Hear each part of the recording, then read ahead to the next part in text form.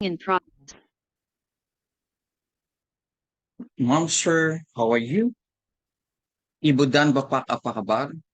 Pagpapalang umaga po sa lahat. Sana lahat po tayo ay nasa mabuting kalagayan, relax and excited sa activity natin ngayon. Selamat pagi yang diberkati untuk semua. Semoga kita semua dalam keadaan baik, santai dan bersemangat untuk aktivitas kita pagi ini. Blessed morning to everyone. I hope we are all in good condition, relaxed, and excited for our activity this morning. Welcome to our webinar on entrepreneurial education in quality, open and distance learning. My name is Dr. Ivan F. Faronal, the OJT and Quality Assurance Coordinator for the Open University System, and I will be your host for today's event. As of this time, we have 3 participating countries. We have from the Philippines, Indonesia, and Yemen.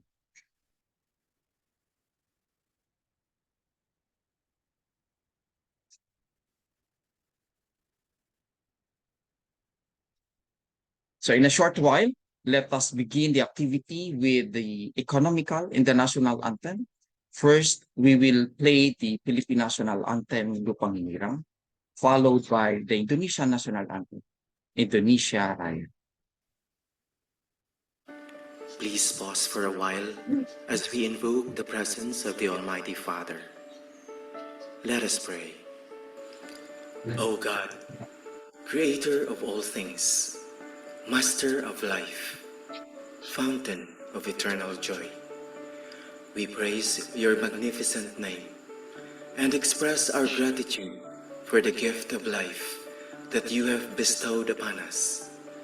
Thank you, Lord, for this beautiful world you've made for us.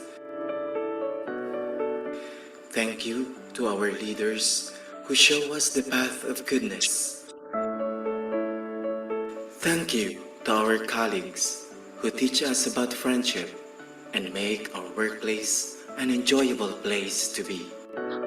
As we commence our endeavor, grant us wisdom and insight, openness and enthusiasm, humility and tolerance. May everyone be inspired in everything we do, and may your saving grace remain with us, so that all our prayers and efforts begin and end with you. Teach us endurance, Lord, so that at the end of the day, we can say, we lived according to your will. All this we ask and pray in your mighty name. Amen. Mga kababayan, ang pambansang awit ng Pilipinas. Bayang magiliw, kaya sa sinamanan, alam ng puso, sa litin mo'y buhay. Lupang hinirang, tuyot ka ng magiting, sa manlulupi, di ka masisingin, sa dagat at bulok, sa simoy at sa langit mo pagaw, may dilatang pula at awit sa pagkayang nilamahal, ang isat ng pagkawat mo'y tagumpay na nagdidinig, ang bituin ng araw niya, kailan pa may magdidinig, lupa ng araw ng buwan, hanggang pagsinta, buhay langit sa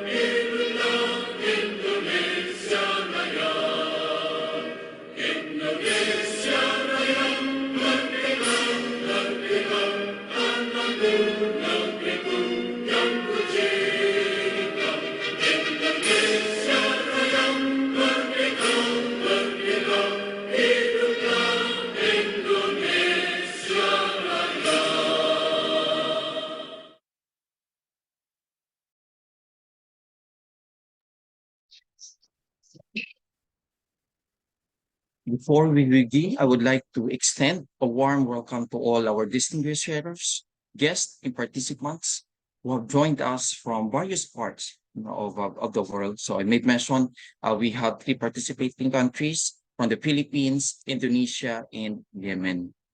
So thank you for being here and for your commitment to advancing the education and entrepreneurship. We have some reminders for today's activities. For today's activity, these are follows. Please mute your audio by clicking the button found at your bottom of the screen. Then please refrain from commenting the derogatory and disrespectful remarks, as we encourage to observe the utmost respect in the consideration at all times. Use the Zoom chat box to address your questions.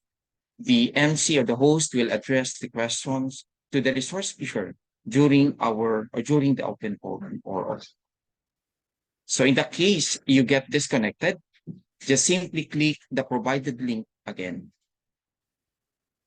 Lastly, provide feedback. Help us improve our online events to better understand your needs and preference. Make sure that you have answered the survey feedback to ensure that you will receive an electronic certificate.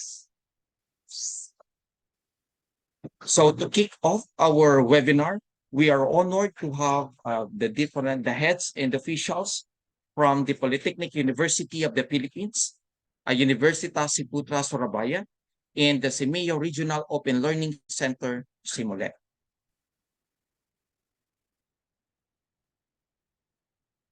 So let's start with our very own.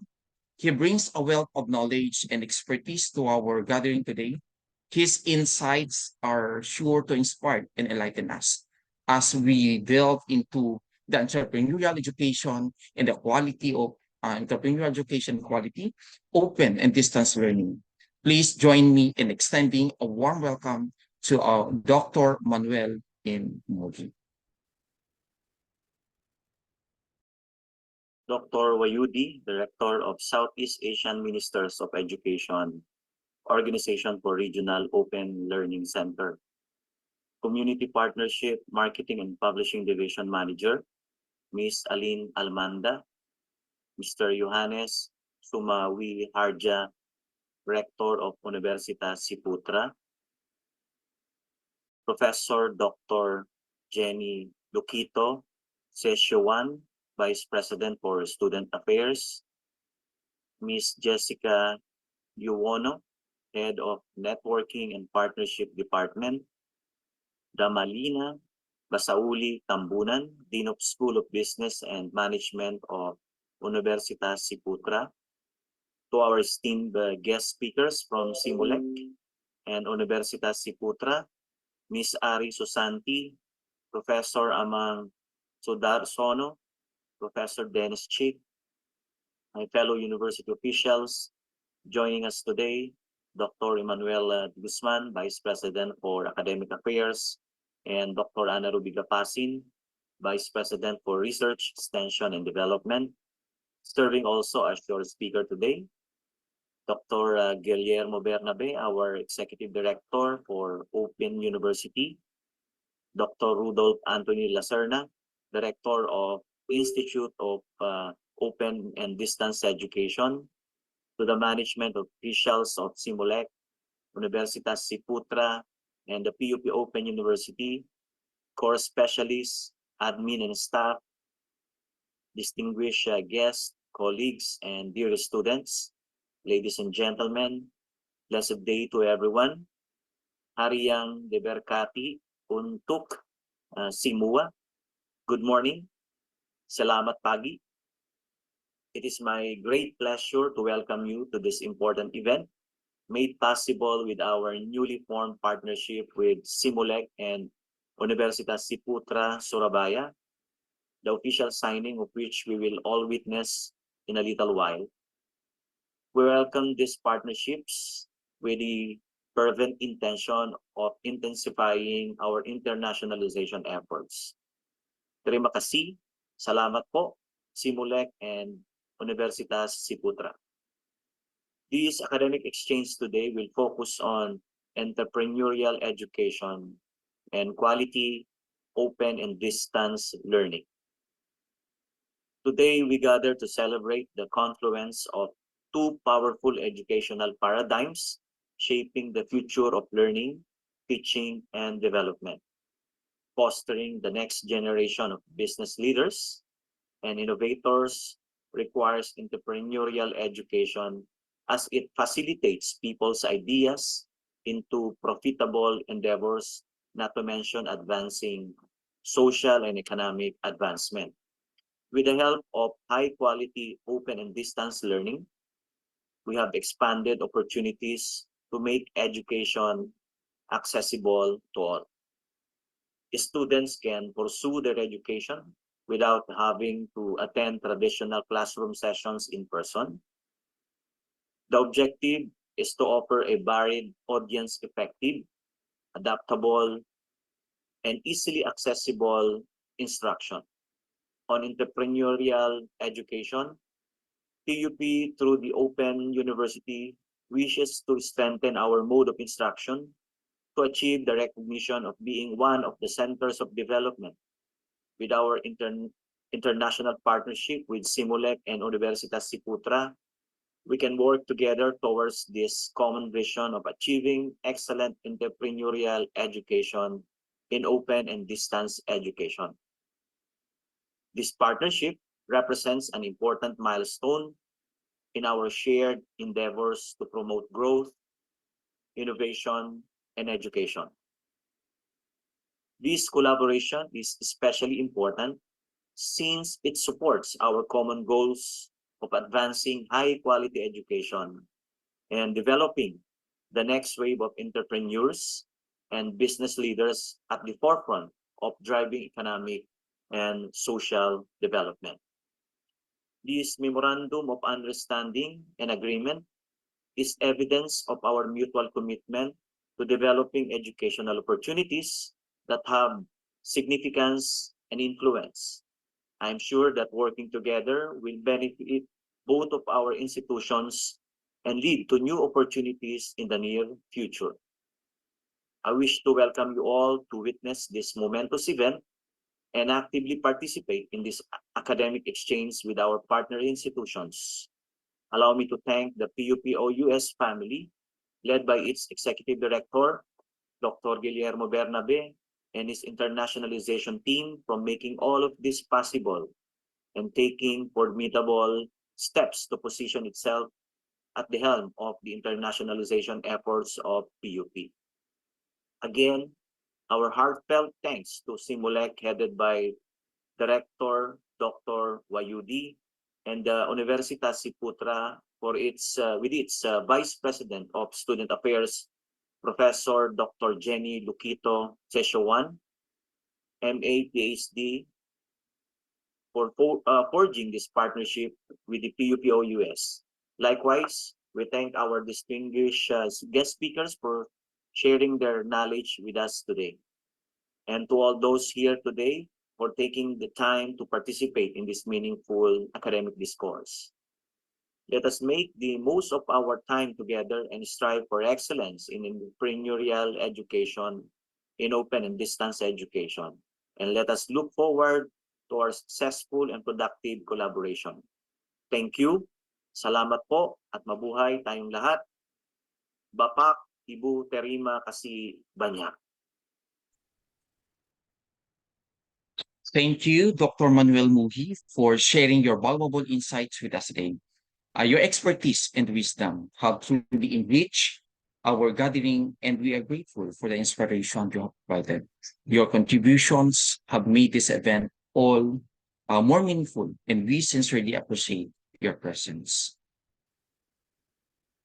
The next will give us a wonderful message is the director of the CEMEO, a Regional Open Learning Center, or CEMELEC. He embodies the value and principles that we hold dear, and his presence today is a true privilege. Please join me in extending a warm, heartfelt welcome to Dr. Wayati. Good morning. Thank you very much, Dr. Ivan, our delightful MC today. Assalamualaikum warahmatullahi wabarakatuh. Very good morning, everyone. Esteemed degrees, Dr. Manuel M. Muhi, President of PUP, and all esteemed lecturers at the Polytechnic University of Philippines, or PUP. Also, Professor Johannes, Director of University Putra Surabaya, and all esteemed lecturers at Surabaya. Also, all distinguished participants. It is my distinct pleasure to welcome all of you to this event, OUSapin 2024. Today, we also gather to celebrate a momentous occasions, the signing of the Memorandum of Understanding and Memorandum of Agreements between CEMELEC and Polytechnic University of the Philippines Open University or PUP-US. Well, this partnership represents a significant step forward for CEMELEC to enhance education opportunities through collaborations and innovations. We are truly committed to fostering entrepreneurial educations and improving the quality of open education learnings, ensuring that all learners everywhere have access to the knowledge and skill needed to succeed. In this event, we will hear best practices implemented in both countries, Indonesia and Philippines, about entrepreneurial educations and open education learning quality. I am very sure that the material shared by all speakers will inspire all of us to create better quality of education in Southeast Asia. I'm confident that the combined efforts between CEMELEC and PUP-OUS will lead to the transformative education experiences and very impactful outcomes for our communities. Together, we can create the brighter future through education.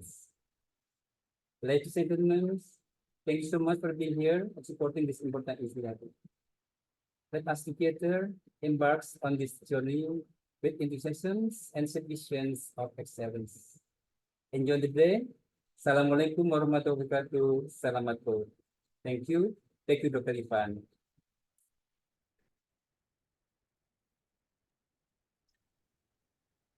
Thank you so much, Dr. Wayati. Again, as we eagerly anticipate Dr. Wayati's address, extend our warmest welcome and express our sincerest gratitude for his invaluable message with us. Thank you once again, sir. Thank you so much.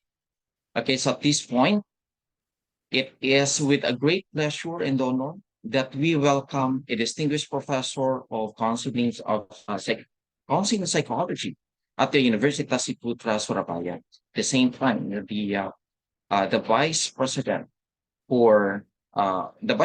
of the Student Affairs. Sekarang ya aku ngomong. Let's welcome Dr. Jenny Luquito Sichawan, MA, PhD, Psychology. Good morning. Thank you very much. Professor Sichawan, good morning. Good morning. Thank you very much. Good morning, esteemed partners. On behalf of Universitas Putra Surabaya and our rector, Mr. Yohanes Tomawi Harja. I believe today is going to be such interesting day for us, as today will mark the initial step of collaboration between Universitas Ciputra Surabaya and Polytechnic University of the Philippines. And I would like to extend my warm greetings to Dr. Manuel M. Muhi, the President of Polytechnic University of the Philippines, Dr. Emmanuel C. de Guzman, Vice President for Academic Affairs, and also Dr. Anna Ruby P. Gapasin, Vice President for Research, Extension, and Development, PUP, Dr. Guillermo O. Bernabe, Executive Director, PUP, and also Dr. Wahyudi, the Director, Simeo Regional Open Learning Center. And also to the list of speakers, participants from Universitas Ciputra, Polytechnic University of the Philippines, Siameo Regional Learning Center, Siamolek, and distinguished guests. It is my distinct pleasure to welcome you all to this significant event as we gather to mark the signing of a memorandum of understanding between Universitas Ciputra and the Polytechnic University of the Philippines. Today, we stand at the threshold of a promising collaboration in the realms of academic and research, particularly within the School of Business and Management. This partnership represents a unique opportunity to engage with our first academic partner from the Philippines, a milestone that we anticipate will pave the way for innovative ventures and mutual growth. We are optimistic that this agreement will be the catalyst for a long and fruitful collaboration, fostering the exchange of knowledge, expertise, and cultural insight. By working together, we can enhance our educational environment and drive forward meaningful research initiatives and create lasting impact within our communities. Thank you.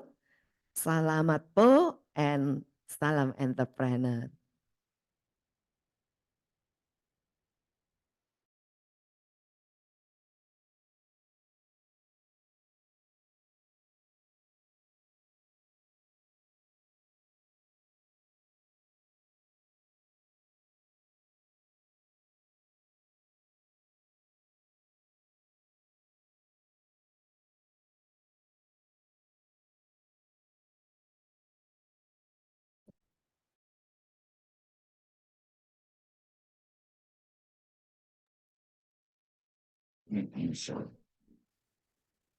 So we extend our sincerest gratitude to you for sharing your profound insights with us today. So your message actually has really deeply resonated with us, and your expertise has enriched our gatherings in ways beyond our measure.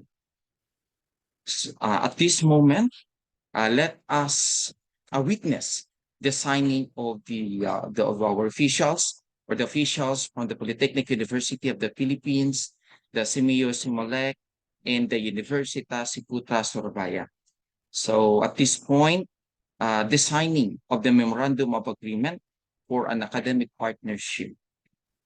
So may we request our partners, okay, to ink our Memorandum of Agreement to officially announce our partnership.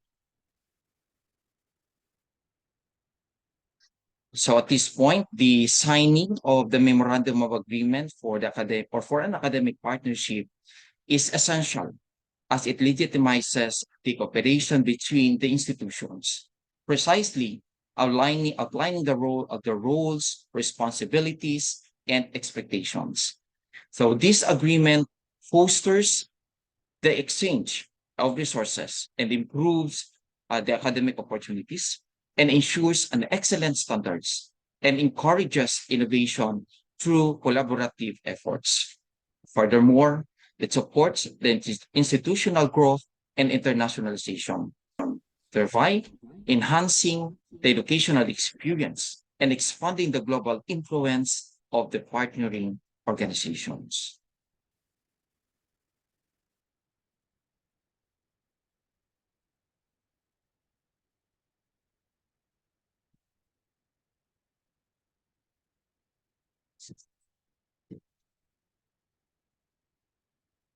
Okay, so at this point, may we request the partners to show us the signed copy of our memorandum of agreement.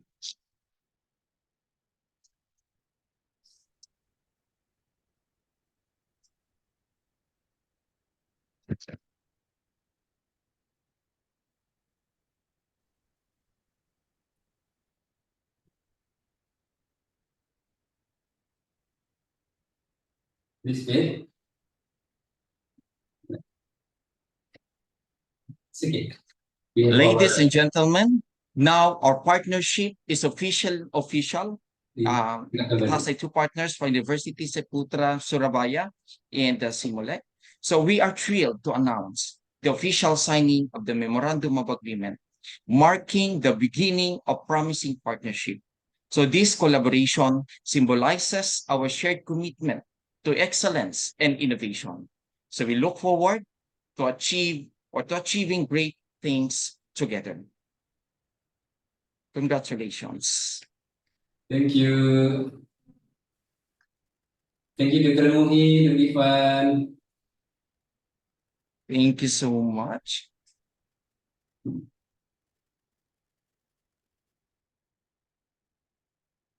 Okay, so at this point,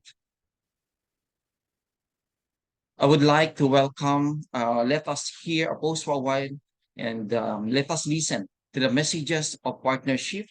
First, we are delighted to welcome Ms. Elaine Almanda to Simulek as the manager of the Community Partnership, Marketing and Publishing Division.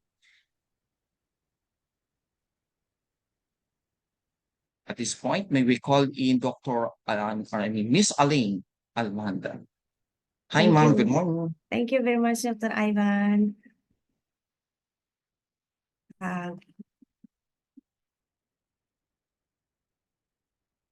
Honorable Dr. Manuel M. Muhi, President of Polytechnic University of the Philippines, Honorable Dr. Wahyudi, Simolek Director, Honorable Professor Jenny Lukito Setiawan, Vice President of Student Affairs of Universitas Ciputra, to all speakers, committees, and participants of this wonderful event. Good morning, everyone. It is a great honor to represent Simolek at this significant event of OUSapin 2024. Allow me to firstly introduce myself. My name is Aline Almanda. Please call me Aline. I am the Community Partnership Marketing and Publication Manager of Simolek. Today marks an important milestone in the collaborative journey between Simolek and PUP-OUS, as we had witnessed the official signing of cooperation document.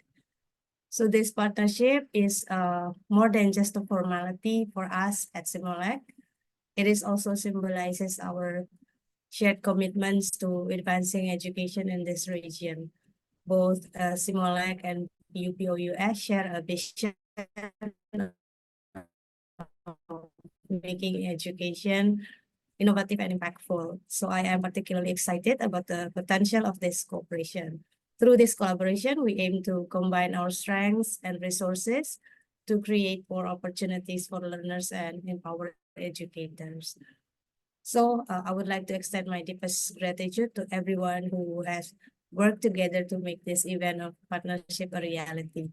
Let us look forward to a fruitful and dynamic collaboration that will pave the way for many successful initiatives in the future. Thank you very much. Back to our delightful MC, Dr. Ivan Farona. Thank you so much, Ms. Elaine Almanda.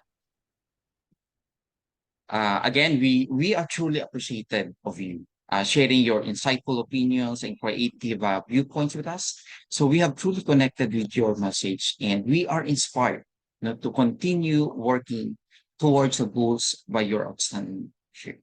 Thank you so much. Now, the next will that will give us a wonderful message is the head of the Universitas Ciputra's, the Department of Networking and Partnership. Again, we have the great pleasure and honor to extend a warm greetings to Miss Jessica R. Yoelno, STP, MP, and MSc. Good morning, Miss Jessica. Morning, ma'am.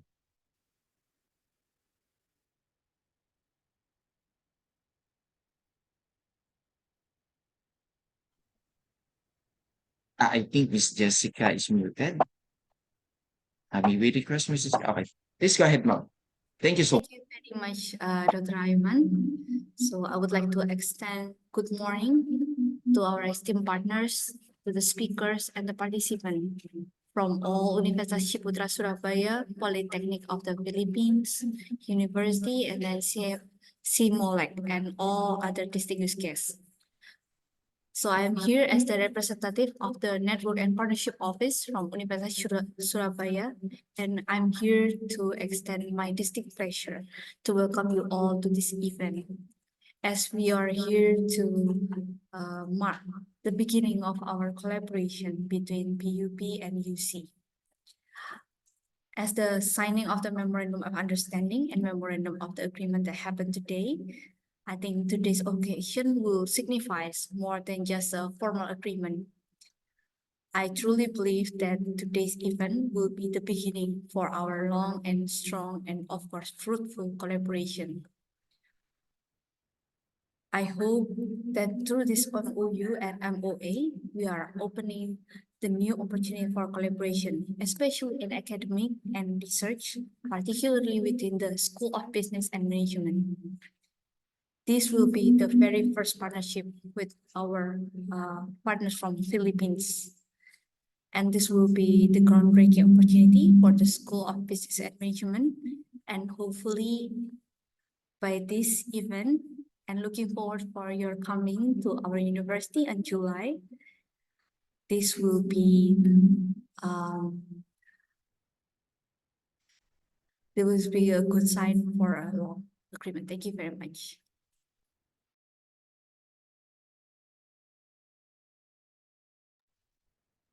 Okay, so thank you, Miss Jessica. Again, your message has okay, thank you so much for the message. And of course, now we would like to express our sincere appreciation for sharing your insightful opinions and the press thoughts with us. Really, your message has struck and a deep chord with us. So, and we are inspired to continue working toward our goals by your outstanding leadership as well. And now, at this point, it is with great honor and a privilege that we welcome Dr. Jonna Carla Cibrian, the Director of the Office of the International Affairs of Polytechnic University of the Philippines.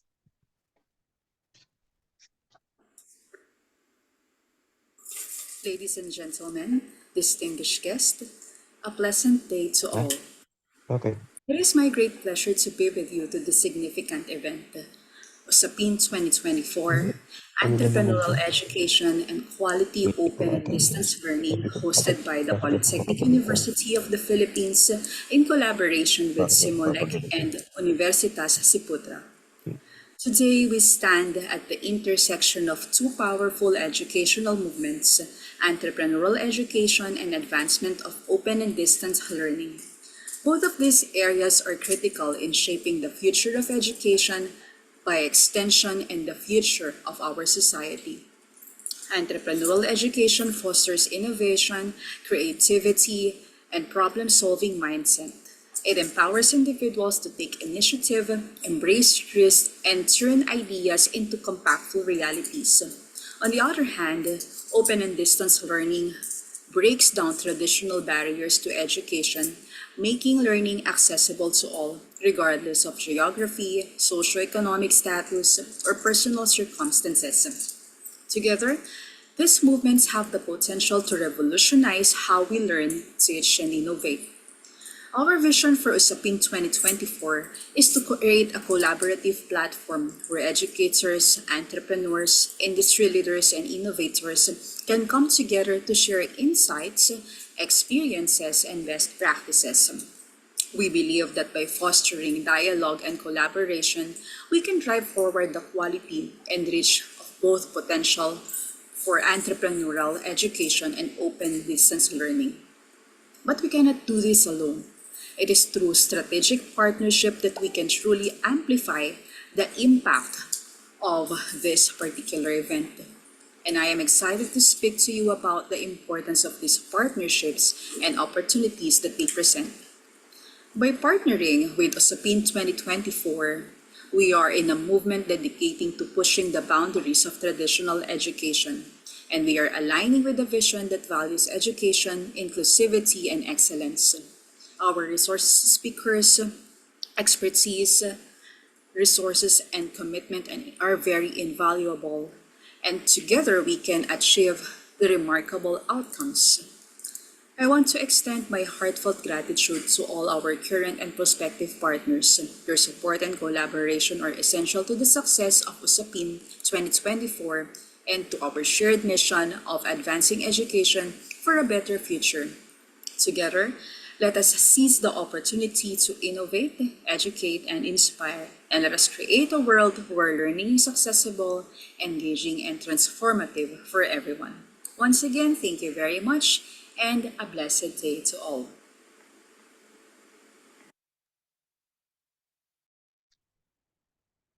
Thank you. Okay, once again, thank you so much.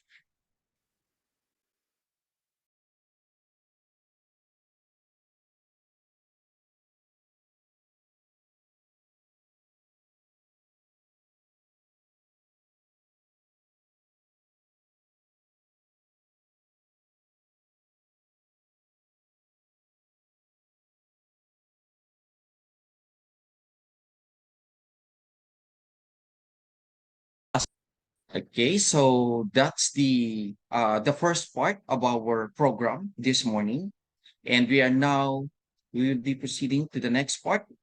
Okay. Just for the information of everyone, okay, the OUSapin. Okay, the OUSapin 2024, the International Knowledge Exchange, or with the team represented by our partnership with the CEMIO or Regional Open Learning Center Simulec and the Universitas Ciputra. Now, the word OUSapin from the word OUS, which stands for the Open University System, and OUSapin Tagalog, it's a Tagalog terms, which means talk. No, so talk is, is another internationalization project actually, no?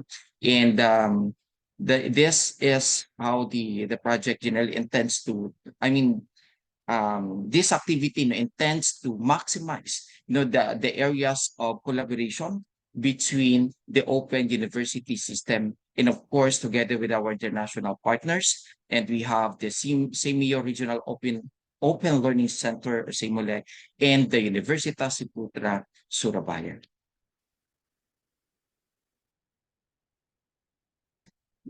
So we have this point, we have the privilege and pride of extending a warm welcome to Dr. Rodolphe Anthony A. Lacerna, who is the director of the Polytechnic University of the Philippines Open University System under the Institute of Open and Distance Education. Dr. Lacerna, good morning.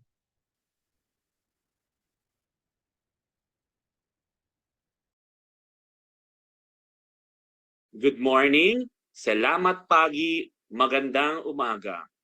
Our speakers. First speaker, Ms. Ari Susanti. She is an educational technology graduate. Her work focuses on distance learning, specifically on instructional design development at CEMEO Regional Open Learning Center or CIMOLEC. Her research interests center around learning strategy on distance learning as well as digital learning material technology. Our second speaker is Dr. Ana Ruby Gapasin. She is a highly accomplished academic and media professional with a career spanning over 2 decades. She currently serves as the Vice President for Research, Extension, and Development of the Polytechnic University of the Philippines. Dr. Gapasin has held several leadership positions in various professional organizations, both internationally and nationally. She is the country chair member of the Association of University in Asia and the Pacific, honorary vice president of the Royal Institute of Education in Singapore, and a fellow for communication at the Royal Institute, Singapore. Nationally, she has served as an advisory council member of the Philippine National Police Station 8 and a board of trustee for the Philippine Association of Communication Education Foundation. Dr. Gapasin has a rich research background, having co-authored numerous research papers and studies. Her work has been published in various journals and presented at international conferences. Her research interests span a wide range of topics including educational management, communication, and media studies. She holds a doctorate in educational management from the Polytechnic University of the Philippines Graduate School and a master's in mass communication from the same institution, and an AB in communication arts from the Lyceum of the Philippines. She is a fellow of the Konrad Adenauer Stiftung and holds a diploma in radio journalism from the Asia Center for Journalism at the Ateneo de Manila University. Our third speaker is Professor Dr. Amang Sudarsono. He is currently connected with the Division of Telecommunication Engineering, Department of Electrical Engineering, Electronics Engineering, Polytechnic Institute of Surabaya. He was in the Graduate School of Natural Science and Technology in Okayama University, Japan, Graduate School of Information Sciences in Tohoku University, Japan, and Sepuluh November Institute of Technology in Surabaya, Indonesia, respectively. He is also was a network engineer in the Division of Network Engineering Metro Cellular Nusantara, Surabaya, Indonesia. His research interests include privacy-enhancing authentication, network and information security, and cryptography as well. Currently, here working on designing privacy preserving for anonymous authentication and its application in wireless networks. Our last and fourth speaker is Professor Dr. Dennis Chick. He is a professor of business innovation and leadership. He has taught or supervised students from baccalaureate to doctoral programs in 17 academic institutions in 10 countries, including the University of Pennsylvania, National University of Singapore, Pennsylvania State University, IESEG School of Management, Gordon Conwell Theological Seminary, and Continental Theological Seminary. And he is now the Dean of the School of Entrepreneurship and Humanities at Universitas Ciputra, Surabaya, Indonesia. He has authored, edited, or contributed to over 840 publications and multimedia products, served on editorial or manuscript review boards for 17 peer-reviewed journals and 8 practitioner journals publication, and is a former editor of the Journal of Technology Studies.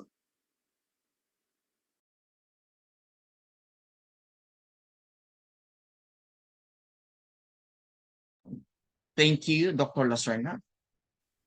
Okay, for introducing our esteemed speakers or sharers for today's event. So we have, for everyone, we have the lined up of esteemed sharers who will share their insights and experience on various aspects of entrepreneurial education and open and distance learning.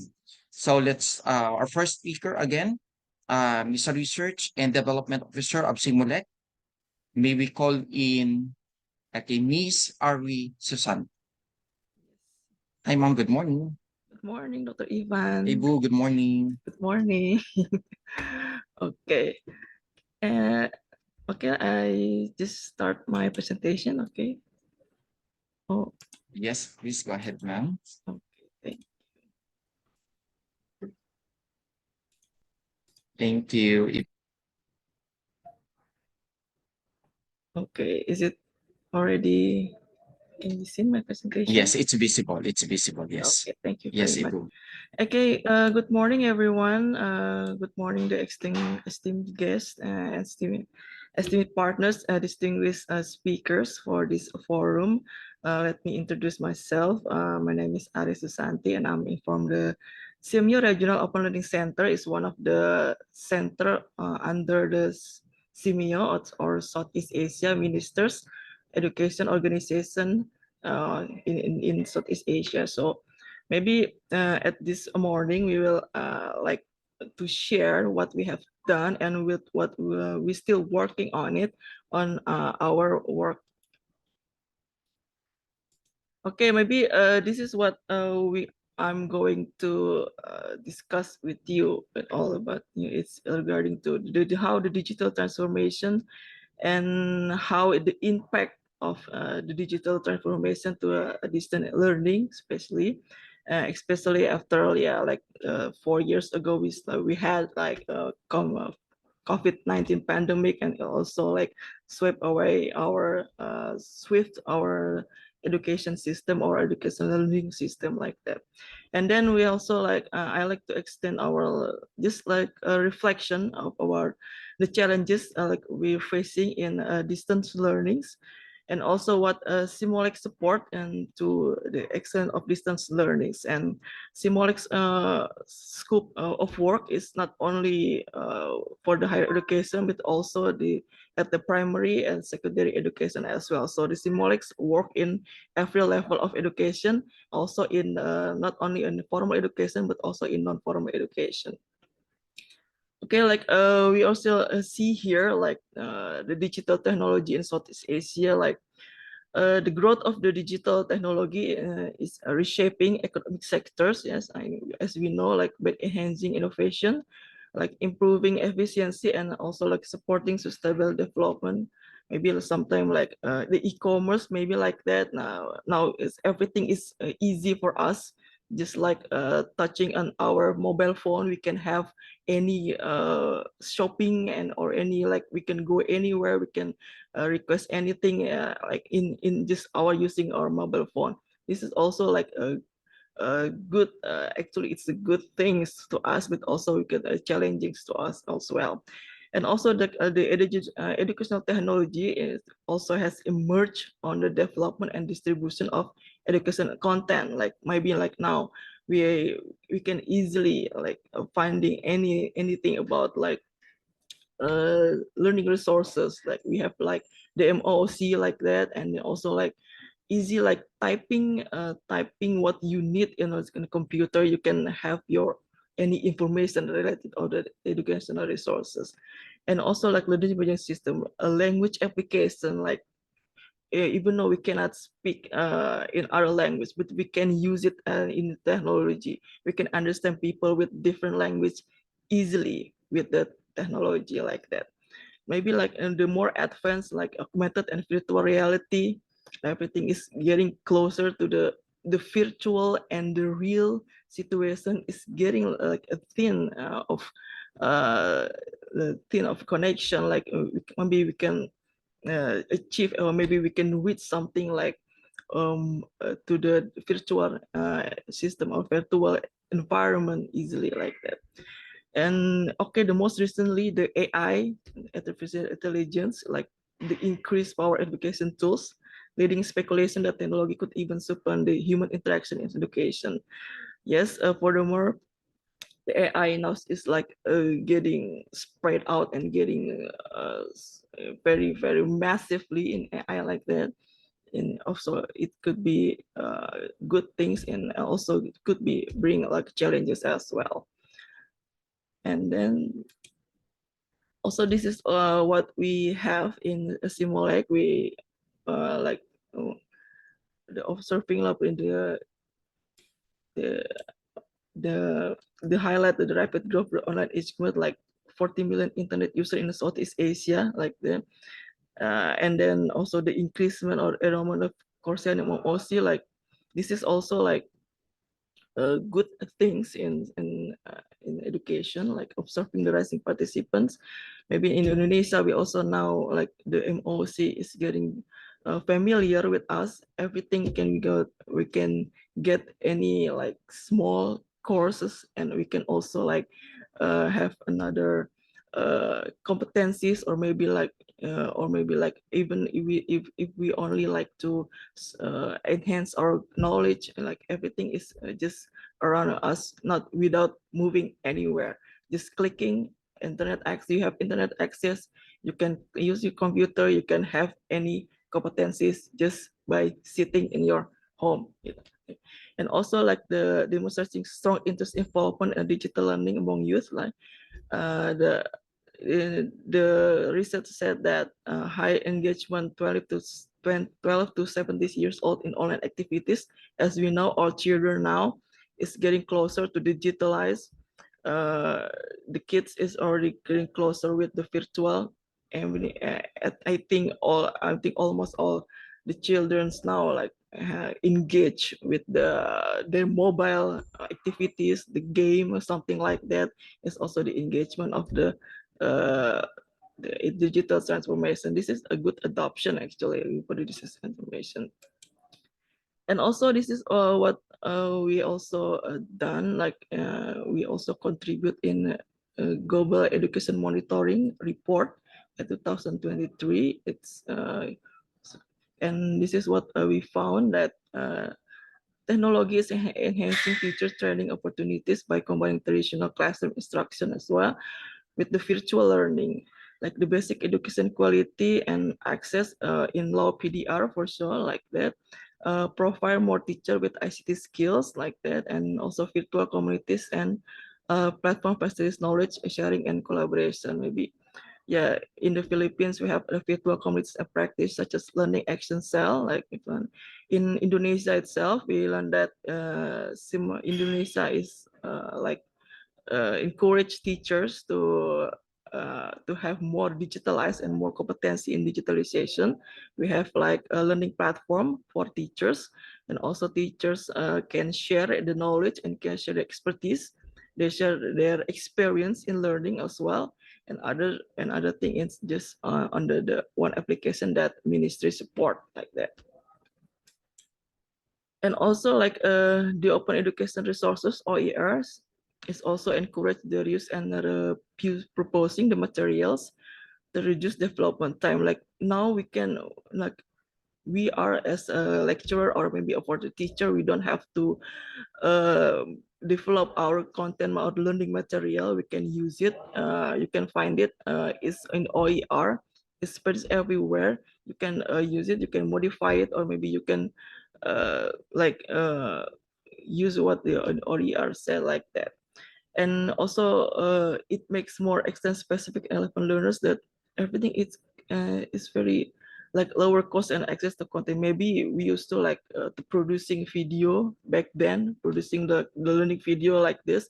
It took like many high costs, like that, for the equipment, for maybe for the equipment and for the other things that support. But now with the open educational resource, we can access all the educational resources very easy and open. We can use it. In this my slides, you can see that in Vietnam, there are also like a pilot e-library. And the Philippines, like a large open or library combining with all the 7,000 resources on the learning management system. And Thailand's also like have Thai open education resources and promote the creation and sharing the local content. Also in Indonesia, we have e-books through electronic school books for the primary and secondary education, and also like in the higher education, we also like the OER, or maybe we call it like the learning management system that also supported by the government. And also, this is a quick a little bit about the key challenge facing not only in Southeast Asia but also well in the Asia Pacific. Yeah, maybe we can see the lack of connectivity, devices, relevant skills. Yeah, in our previous experience with the COVID-19, like the access of technology resources have a lot position of the marginalized and disadvantaged group. Students with the remote and digital learning opportunities provided during the pandemic is still in the low. Yeah. Inadequate digital competencies also, like back in the pandemic, the student like forced to learning from a distance, whether they cannot even the lacks of the access, and also could be the teacher as well, like a pedagogic skill in learning. Distance learning is also like it could be the barrier of the single effective on the teacher learning. And also a large devices exist between the countries in the region, like reliable access to electricity support the usage of the ICT and teaching and learning. It's also happened in our regions. And also like the policy guidance like from the government is also yeah, we reflect again from the COVID-19 situation back then, like everybody is like suddenly have to become distant learning with no guidance from the governments, no preparation from the teachers as well, no preparation for the students, and also the lack of the digital access also, like everyone like being like everyone is like out of control back then. Yeah, but then this is why uh, the, the the guidance from the government is also required to support the online digital transformation. Yeah, and also the proper system and capacity monitoring student learning is required to target IC intervention, particularly in marginalized students like that. And also from the COVID-19 pandemic added the trend of children spending more time online and interacting digitally, which expose them in the increase the risk link and cybersecurity. Like as we know, now every children's, I think, not even, yeah, at least the children is around me, like they're like very actively having a game on an online game like that, and also without parental control like that, the parents is not yet to awareness about how the cyber risk and also trust like that. It also could be our challenges and in this digital information. And also like the issues about privacy and data ownership is also like maybe now we can like easily to like entering like submitting our data in something like a new application, submitting our data without any consent or any consideration with that. And also the engagement and the private sectors and lead to more innovation and support digital transformation. And it's to balance support oriented objective with the ensuring the digital remains in the good public like that. So the challenge also like constant fund for education. Yes, of course. Yeah, let's with digital transformation, we also like affected to the digital to educational funding or something and to other things. So this is what the challenging we face not only in Southeast Asia but also in the regional Asia Pacific like that. And also this is like the I think the most challenges and in distance learnings, right? This day transformation, digital transformation, expecting that we have like good infrastructures, the good connectivity and all that. But yes, disparities in access is still exist. The primary learning metric study revealed that significant disparities in internet connectivity at home, with the urban primary schools is being the most twice like they have the internet connection compared to the rural counterpart. And also students from the richest household were almost like 8 times more likely to have internet access than those from the poorest household. It's also like the gaps that we should have to fill, uh, how to bridge these all the gaps. And also the rural and urban disparities. The study also highlighted the urban schools like such as in Law People Democratic, Law PDR and Myanmar, at least like twice likely a rural institution that have computers supporting learning activities. This is also our challenge in our region, in South Asia region, and also in inequality and technology use. The report also emphasized that the inequality, the ability to use technology, with only about 1/3 adults in several Southeast Asia countries being able to send emails and attach the transfer file between the devices. This is also like challenges for us to extend how the quality of the human resources to support the distance learning. And of course, the economic disparities. Yeah, the study also revealed that the student from richest household were almost 8 times more like connected home, and then for those the poorest household, this also can be like a gap, a big gap. While everything very easy to access with the richest household, but also another student who were in the lower area or something like that, indicating that they cannot access the connectivity or access the digitalization or something like that. And also the marginalized communities also like in the GIM report, the use of technology education or pastries benefit already privileged learners and further marginalized others.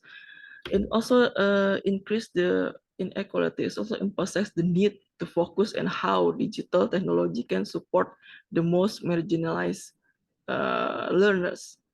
Now, not only for the people cannot that access the digital connectivity, but also like other marginalized community or marginalized groups.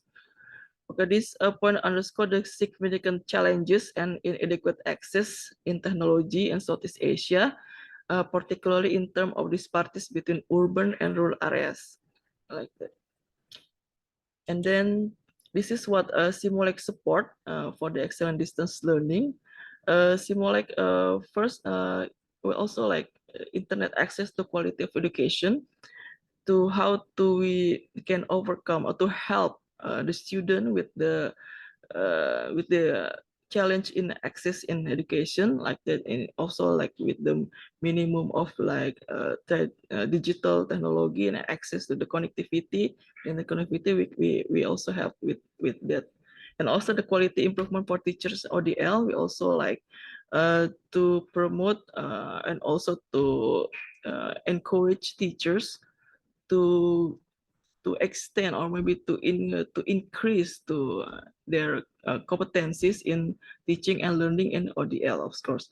And also the starting student engagement online learning, yes, not only for the marginalized or maybe for the limited connection access student, but also like we also like have to promote like emerging technology right now, like immersive technology or maybe like utilization of AI in support learnings.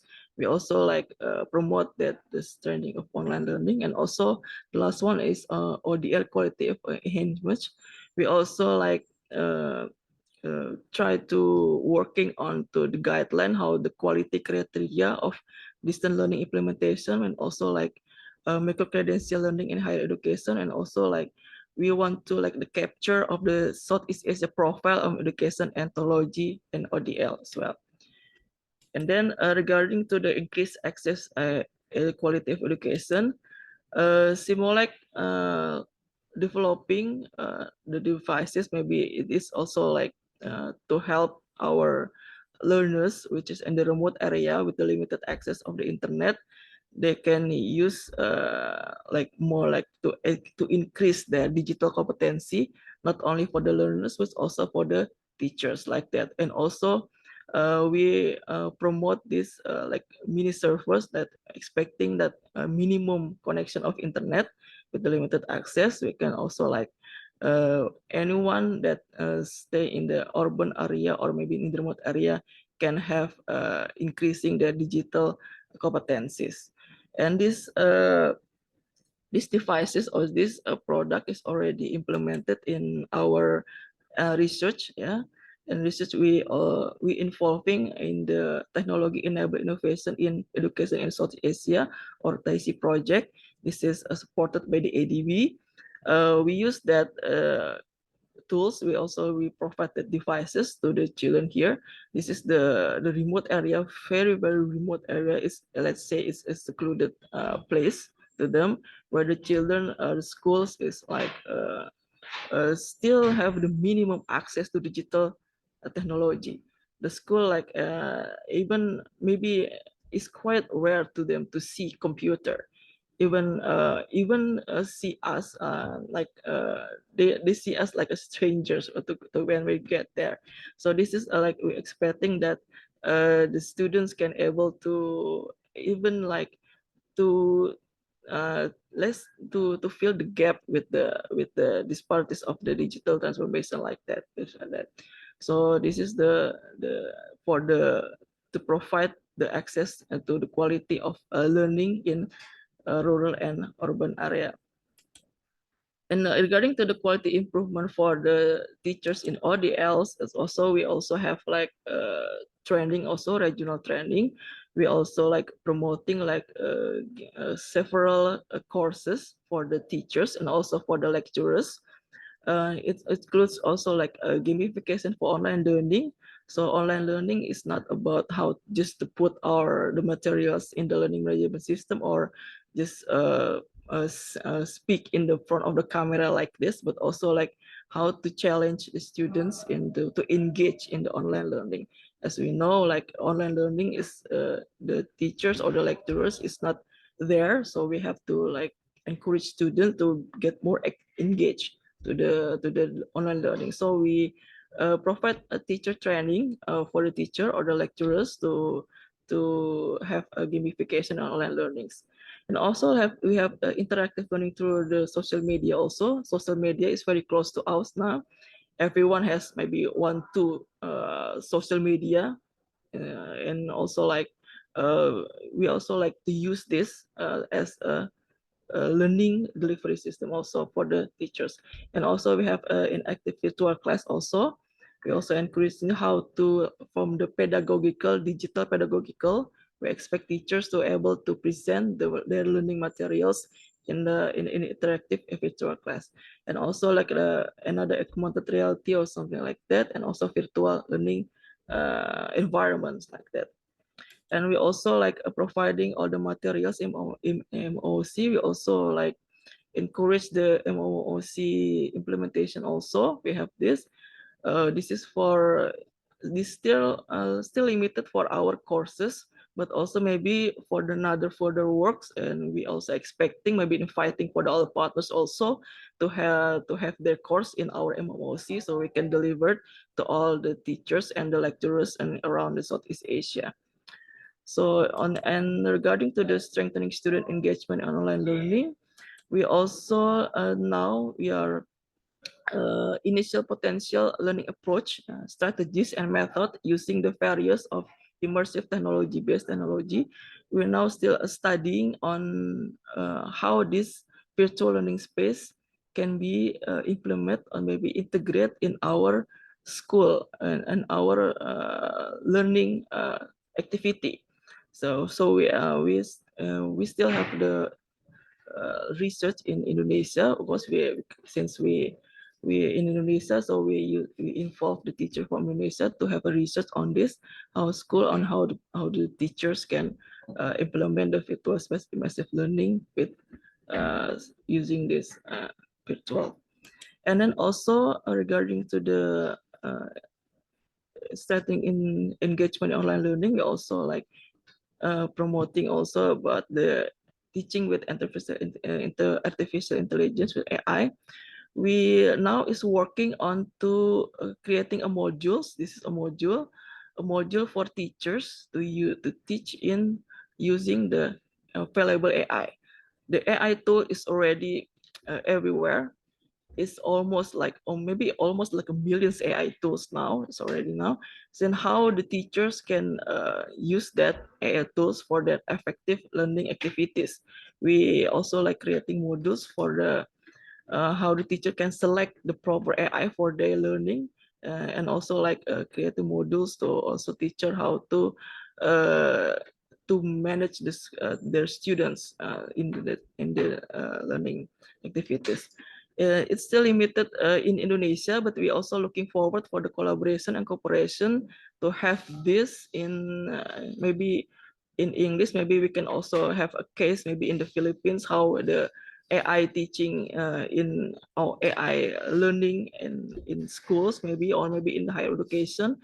We also invite for the next collaboration to have like this kind of modules, yeah. So it can be like can guidance to the teacher or lecturers to if they want to implement the AI in their class like that.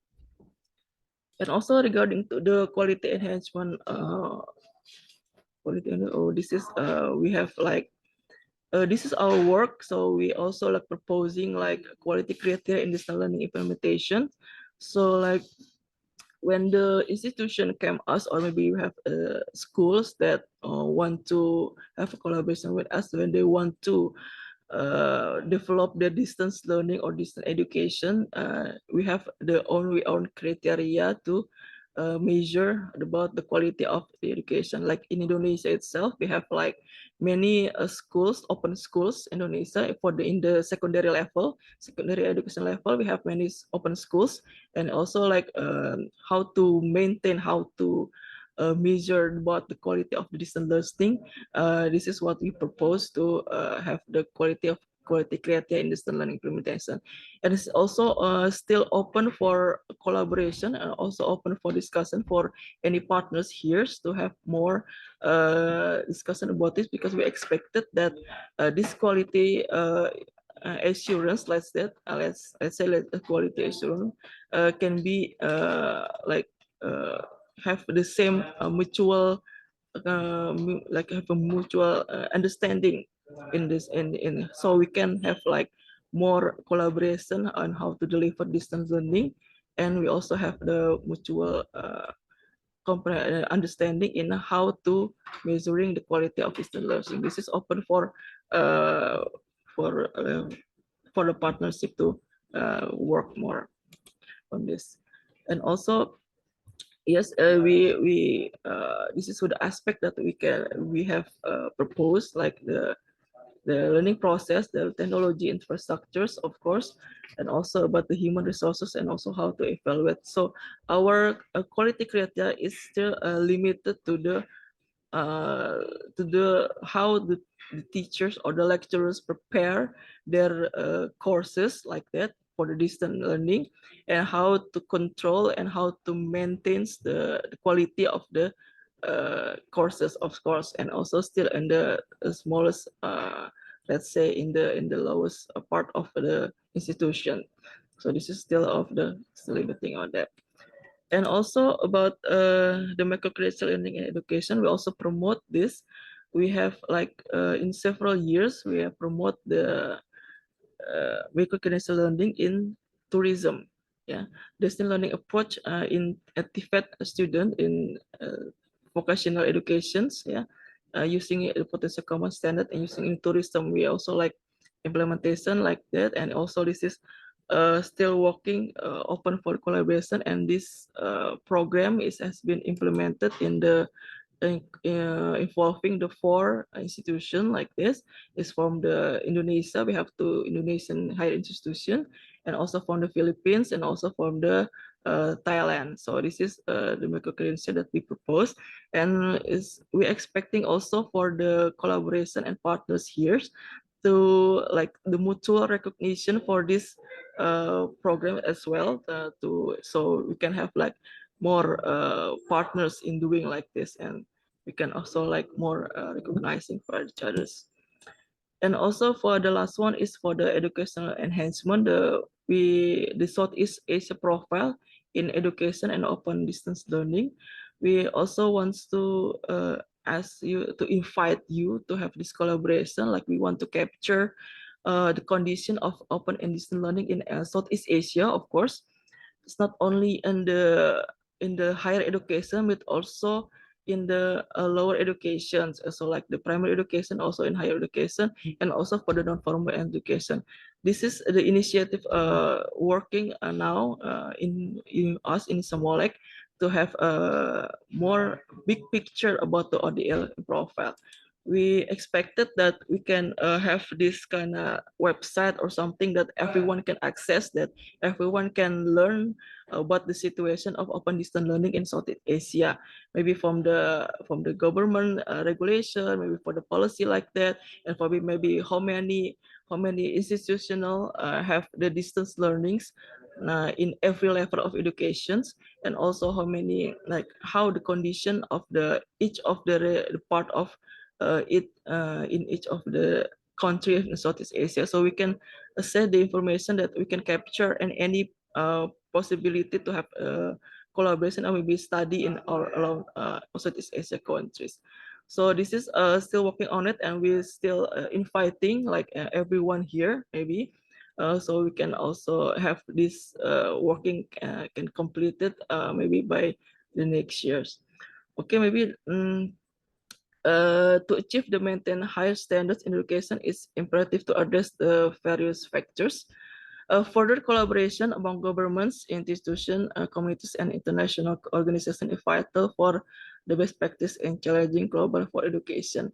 Maybe this is to wrap up my presentation. Hopefully we can have more another discussion in this, not only in this session, but only since we already have the MOU, and we hope that we can more work together and more like further collaboration in any kind of research and open distance learning.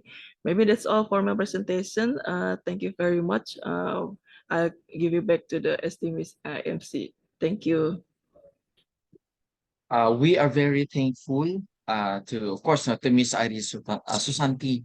Thank you so much. Your presentation has resonated profoundly with us, na emphasizing that developing a culture of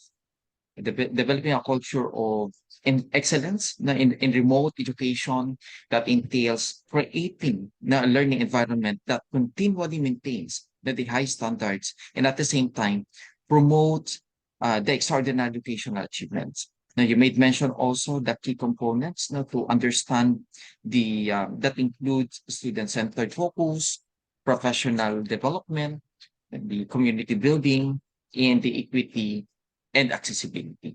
Once again, thank you so much, kay Ms. Ari Susanti. Now, next, we have the privilege in respect of extending a warm welcome to the Polytechnic University of the Philippines, the valued Vice President for Research, Extension, and Development, who will be sharing her knowledge on the topic quality of distance education in the Philippines. Join me welcoming our next resource speaker or sharer, Dr. Ana Ruby P. Gapasin. Good morning, ma'am. Thank you very much. Good morning, Doc Ivan. Am I clear? Yes, ma'am. Loud and clear. Okay. Thank you very much. A pleasant Friday morning to all. Magandang umaga po. Salamat pagi to the lead organizer of OUSapin 2024 Polytechnic University of the Philippines Open University System, the first and the largest open university in the Philippines.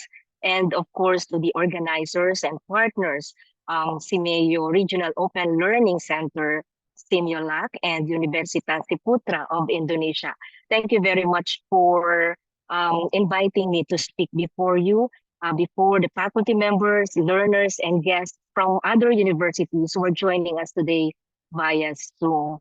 Being a believer of Open University distance education system, I am honored to be with you virtually and talk about the quality of open and distance learning in the Philippines.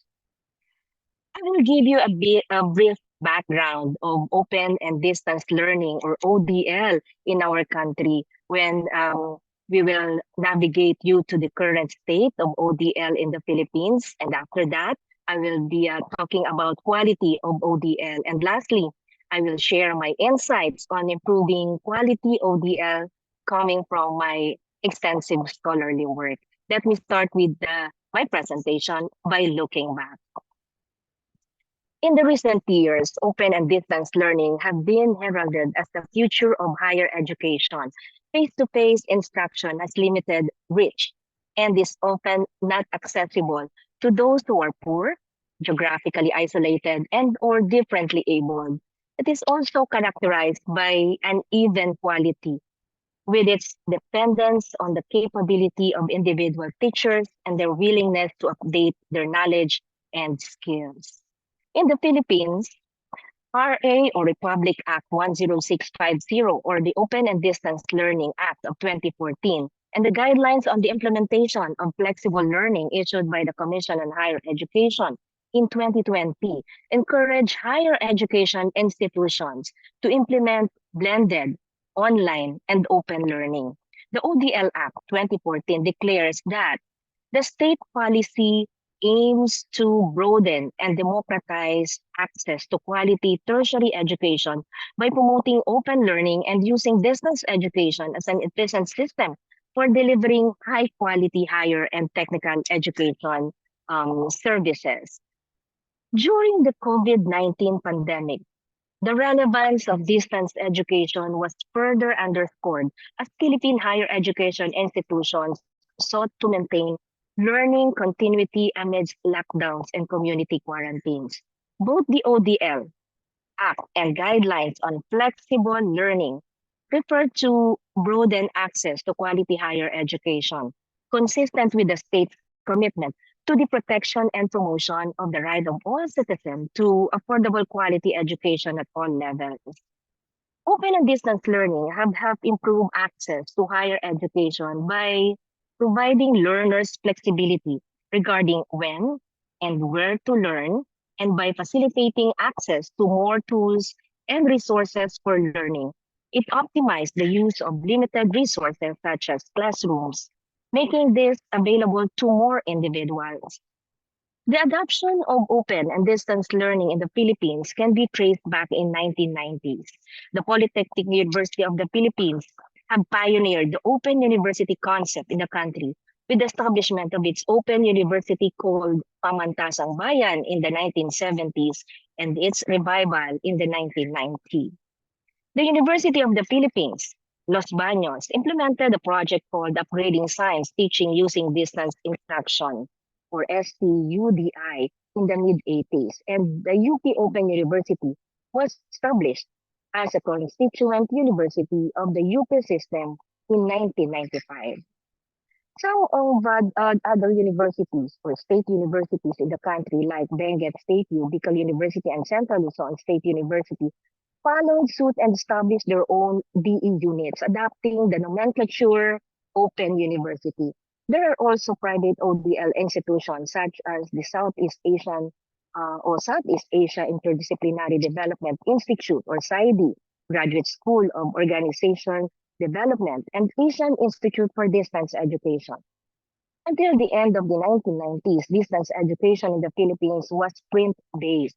Until the end of 1990s, distance education in there's a study sessions held in learning centers.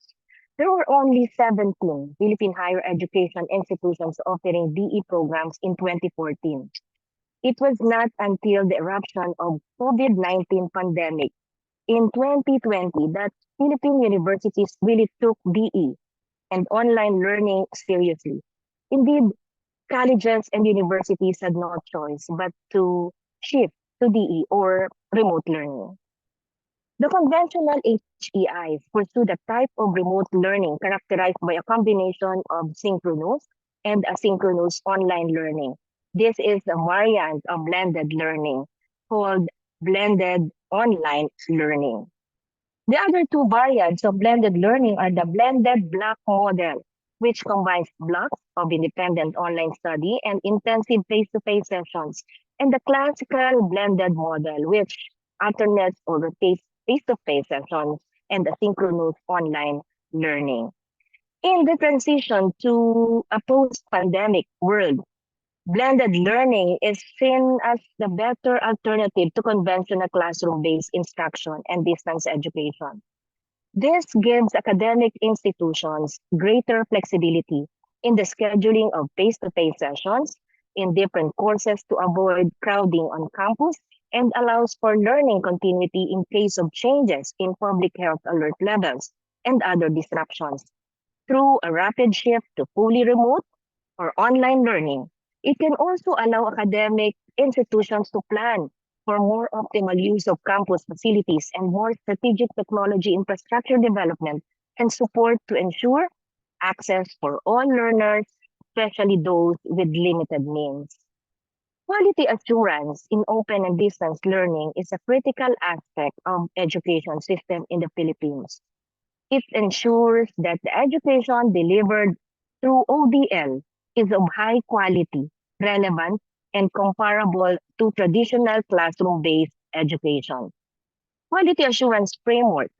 When it comes to quality assurance framework, the Commission on Higher Education, the government agency responsible for higher education, established a quality assurance framework for ODL. This framework sets the standards and guidelines for ODL programs in the country. It covers various aspects of ODL, including curriculum design, learning materials, student support services, assessment methods, and faculty qualifications. Accreditation is another key quality assurance mechanism. The Commission on Higher Education Regional Quality Assessment team and even their technical panel evaluates ODL programs based on the CHED memorandum orders, policy standards, and guidelines. Institutions offering ODL programs also have internal quality assurance mechanisms. These include regular program reviews, faculty development programs, and student feedback systems. These mechanisms ensure continuous improvement and responsiveness to the needs of the learners. International accreditation is a key quality assurance mechanism for ODL. It provides an external validation of the quality and standards of institutions' ODL programs. It also enhances the institution's reputation and increases the acceptability of its qualifications internationally. In the Philippines, PUP Open University System and UP Open University are two distance education providers recognized by United Nations Educational, Scientific, and Cultural Organization, Asia Pacific region for higher education knowledge based on open and distance learning. Quality open and distance learning hinges on several factors: pedagogical design that aligns with learning objectives, up-to-date, engaging learning materials, qualified instructors and support staff, interactive learning experiences, effective assessment and feedback mechanism, quality assurance and accreditation, and continuous improvement and evaluation. However, quality can vary across institutions and programs, so learners should evaluate the reputation and accreditation of the institution before enrolling. However, ensuring the quality of ODL presents several challenges and issues. One of the significant challenges in ODL is accommodating a large number of undergraduate students. As ODL becomes more popular, institutions must find ways to manage increased student numbers while maintaining the quality of education. The transition to a cyber open university model, which integrates teaching, learning, and assessment in an online environment, presents its own set of challenges, ensuring that the integration is seamless and effective for all students is crucial for the quality of ODL. Incorporating universal accessibility in operations is a key issue in ODL. All students, regardless of their location or circumstances, should have equal access to learning resources and support services. However, achieving this universal accessibility can be challenging. The use of new technology is integral to ODL. However, being a cyber open university also means continuously adapting to technological advancements. This constant evolution can pose challenges in terms of infrastructure, resources, and skills. Continuous training and retraining of faculty and staff on the uses of new technology is essential in ODL.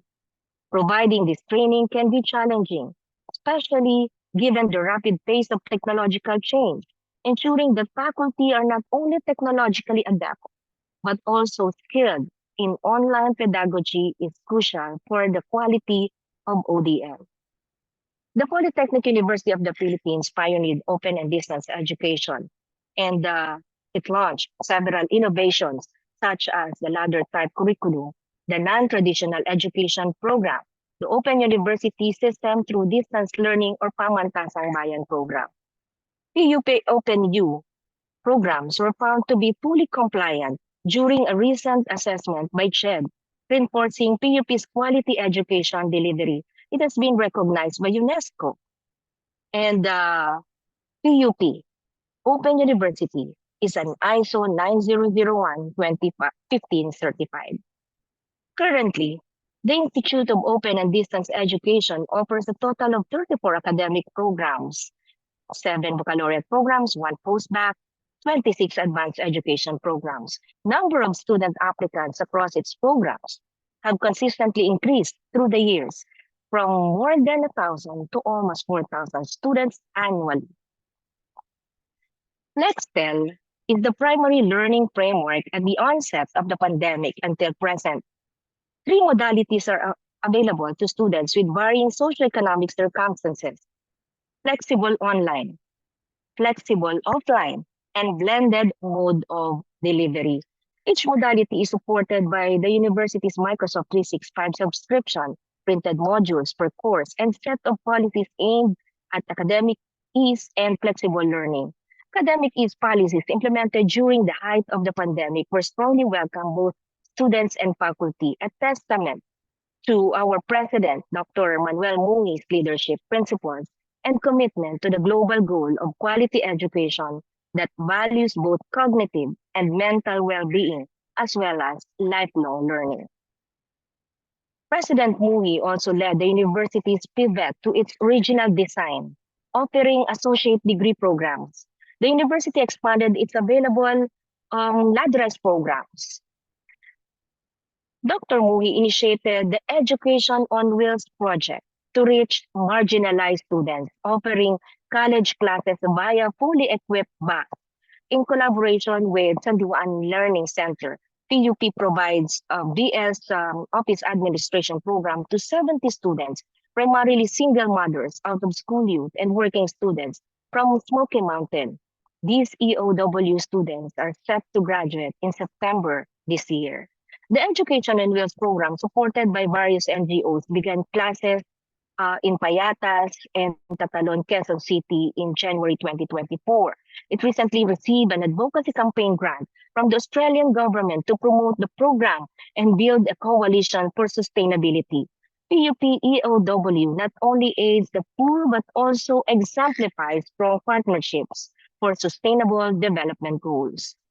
Significant effort has been put forth for implementing quality open and distance learning in the Philippines. There are possible future directions and opportunities worth considering that can possibly improve quality in ODL. And here are my recommendations taken from my previous study. The Commission on Higher Education should review its policies and guidelines on open and distance education in collaboration with higher education institutions and using benchmark our institutional partners. This also includes focusing on institutional qualification, management, curriculum development, instructional materials, delivery mode, and student assessment and support. Should also consider the financial capability of HEIs, especially the state universities and colleges, the nature of ODL offered, and the qualifications of ODL staff. Regular monitoring and comprehensive evaluation of HEI's ODL operations should be implemented. The House Committee on Higher Education should also explore the potential of ODL in the Philippines and consider it in the national budget appropriations for ODL providers in state universities and colleges. And lastly, HEI should regularly evaluate their ODL through an internal quality assurance group. They should also establish an instructional media team to produce quality learning materials and provide adequate training to ODL staff to prepare them for the challenges of ODL. The COVID-19 pandemic has brought significant changes to the education sector, particularly in the way we deliver and receive instruction. With the adoption of flexible modalities in the Philippines higher education institutions, it has become clear that we cannot go back to the previous traditional classroom setting as we have been changed by the pandemic. The lessons learned during the pandemic have highlighted the importance of flexibility and adaptability in education. And as such, traditional classroom settings may no longer be enough. Rather, education must continue to evolve to meet the changing needs of the students and the new realities of the world we live in to ensure sustainable and quality education. Thank you very much for your attention. Salamat. Pagi.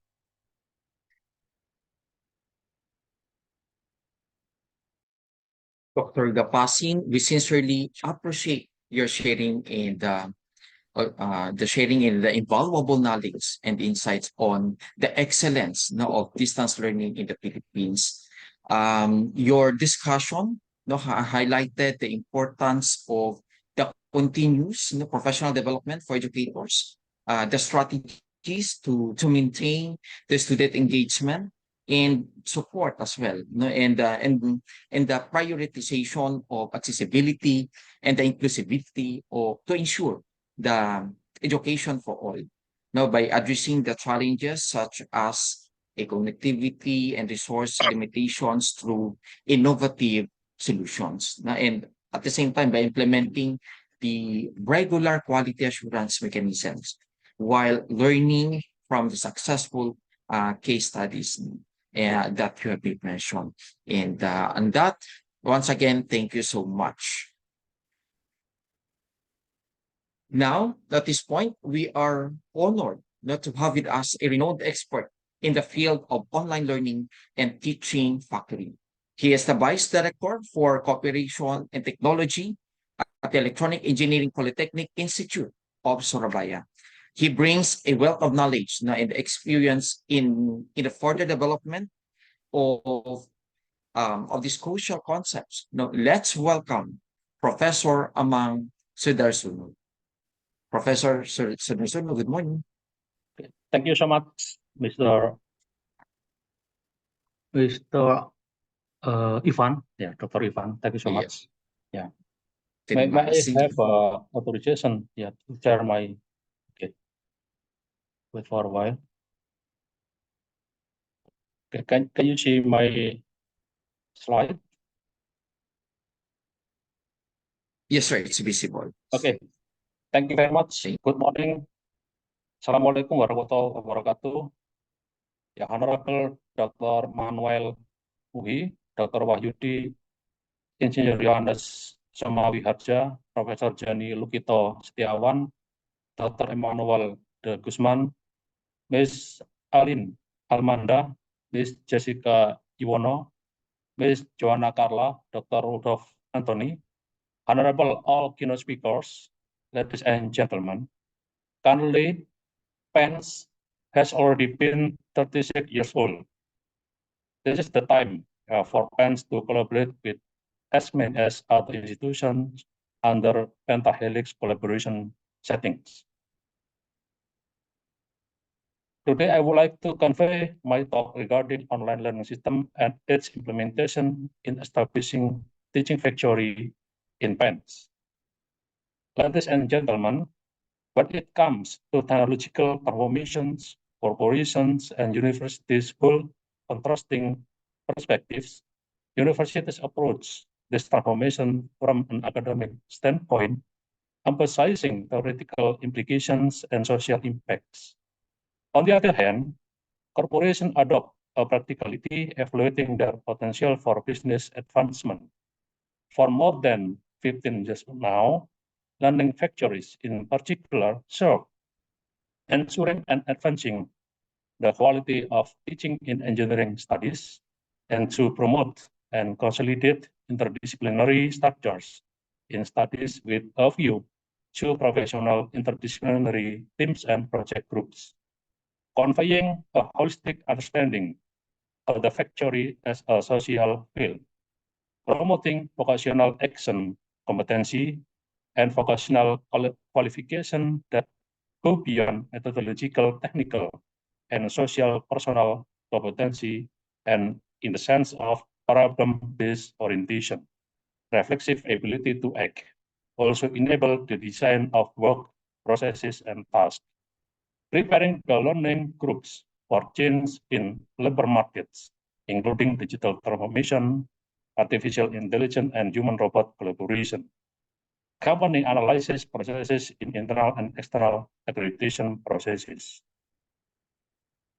There are 10 emerging technology topics from various analyses: AI, IoT, industrial IoT, robotics, augmented reality, virtual reality, cloud computing, drones, 3D printing, blockchains, and big data. Let's take a look at topics of learning factories in Germany. This feature describes the study topics of 30 learning factories. For academia, process optimization, digitalization, production management, and automation occupy the highest position. Meanwhile, from a research perspective, process optimization, digitalization, and automation occupy the highest position. Based on the experience of experts, requirements on the part of companies for the transformation will be established. After comparing the requirements as well as existing offers and future important technologies, these competency clusters will be defined: project management skills, change management skills, transformation skills, strategy development and skills, training or coaching skills are included in the basic competencies. In this case, self-learning modules can be used to impart knowledge on these basic competencies. Process analysis, maturity model application, procedure model for maturity are included as transformation and optimization competencies. Here, self-learning modules as well as trainings in learning factories can be used to impart knowledge on these competencies. Meanwhile, lean expertise, shop-floor management systematics, data strategy, tracking and tracing, dashboarding or visualization, MRK potential analysis methods, assistant system potential analysis, networking technology such as industrial IoT, OPC, UA, and etc., AI expertise, business intelligence expertise are included as important methodological or technical competencies for cooperation with learning factories. And these competencies can be acquired by, for example, attending trainings in learning factories. Ladies and gentlemen, to meet students' individual needs, personalized learning is no longer an option, but a requirement. Delivering a larger portion of a course virtually frees up time for lecturers to spend more time with students one-on-one. This also facilitates lecturers to create content that is more tailored to the needs of individual students.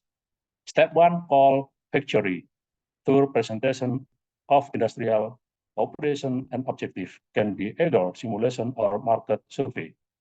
Step 2 is weekly schedule, starting from group meeting, daily meeting, meeting with supervisors, and finally report and presentation.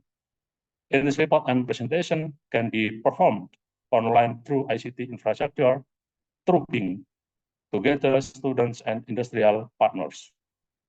Meanwhile, in a hybrid teaching factory model, step 2 weekly schedule may either group webinar or real-time communication, then virtual meeting, digital supervision and evaluation, and real-time meeting or webinar material sharing. Here, cloud-based platform can be involved because maybe the interaction needs additional services such as CAD/CAM similarity, tools, ER/VR, or maybe virtual assembly, instructional, and etc. Ladies and gentlemen, this is the cloud-based model teaching factory, which is based on information and communication technology configuration of a teaching factory project. Teaching factory concept connects industry with classroom to achieve bidirectional knowledge exchange using information and communication technologies. This two-way channel of knowledge transfer includes two different modes of operation of the teaching factory to classroom and academia to industry. In this case, there is another term, learning factory model, as a subset of the teaching factory. It is a concept relying on the utilization of university equipment, along with manufacturing facilities resembling the industrial environment inside the university campus. Furthermore, people from both academia and industry are participating in specified courses in an attempt to promote new manufacturing concepts, trends, and knowledge in the academia environment. A framework for collaborating industrial based on teaching and training to engineering students and providing engineering solutions to enterprise through the teaching factory paradigm. Furthermore, the teaching factory network will bring together industrial and academic and facilitates the collaborative production training project of mutual business interests. Social distancing rules will influence the number of rooms. Hence, students are suggested to register in order to ensure arrangement for face-to-face courses. The rest of those taking the course, when they do not attend the class in person, will interact with live stream or recorded lecture. The number of face-to-face lectures through the semester is dependent on the availability classroom and laboratory rooms. This phenomenon occurs in traditional model. Meanwhile, in the hybrid model, it can be applied and adapted using current course management system and the free online resources that are provided by the university. Although lectures based on the curriculum are allocated to classroom, all lectures will be delivered both online on the student side and in the physical space on the teaching staff side. And this is the back-end tools of the hybrid model, cloud platform, and can be used by young engineers and experienced engineers from partner industries. The university supervisor, like professor, teaching assistant, and technicians, can be logged in both as administrators and users. The collaborative cloud platform that can be considered as an extension of the research work. The students can improve their digital skills through the state-of-the-art digital technologies such as augmented and virtual reality. Moreover, useful educational and industrial material lectures as well as questions and answer chat box for knowledge and experience transfer in parallel with training services offered via the collaborative platform. Virtual lectures take place on weekly basis. At the same time, the university staff organize virtual lectures under the factory of laboratory concept with expert technicians in the field such as CNC, CAM, VR. More specifically, 2 hybrid laboratory lectures can be organized as real-life case studies.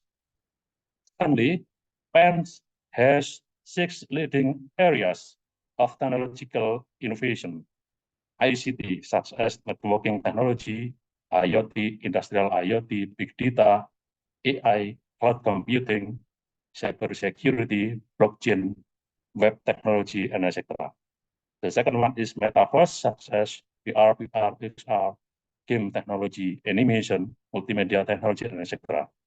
The third one, energy, which includes photovoltaic, wind turbine, hydropower generation, geothermal power generation, and etc.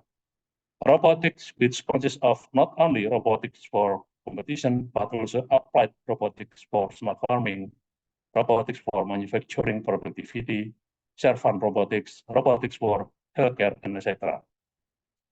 Smart transportation is our fourth technology innovation, which includes electrical vehicle, autonomous guided vehicle. It is also our product development to support manufacturing productivity and any other unmanned vehicle, including drones and autonomous underwater vehicles. And last but not least is health technologies, which is currently we are in the phase of developing some IT applications regarding healthcare and computer vision for healthcare implementation, which are fully supported by funds resources. We have 4 departments: Department of Electrical Engineering, Department of Informatics and Computer Engineering, Department of Mechanical and Energy Engineering, and Department of Creative Multimedia Technology. We also have applied graduate program in electrical, informatics, and computer engineering. And soon, we will have applied doctor course in cyber physical systems. Moreover, we have distant learning programs and study programs outside the main campus, or we call as PSDK. Furthermore, to support our ambitions, we have 4 research centers: electrification for vehicle and transportation, energy technology, robotics and industrial automation, food security, and environmental technology. And also we have 45 research groups and 94 laboratories. Ladies and gentlemen, we have 2 types of trigger in producing innovative products that can be commercialized. The first one is the trigger from research activities with involving lecturers, students, industrial partners, and our society or technology community. The second one is the trigger from real problem-based project industry with involved lecturers, students, and industrial partners as well. On the other hand, based on the project-based collaboration with our industrial partners, we are able to conduct practical research, testbed, experiments, activities either in our own laboratories in campus or industry shop floor in the industrial partners location. Then, this atmosphere creates our two-way teaching factory model, both factory to classroom and academia to industry. This is the way knowledge transfer channel includes 2 different teaching factory operation modes: factory to classroom and academia to factory, based on triangle knowledge, research, innovation, and education. Factory to classroom operation modes, the teaching factory aims at transferring the real production environment to the classroom. The real-life production site has to be used for teaching purpose in order for teaching activity to be enhanced with depth of knowledge existing in processes of everyday industrial practice.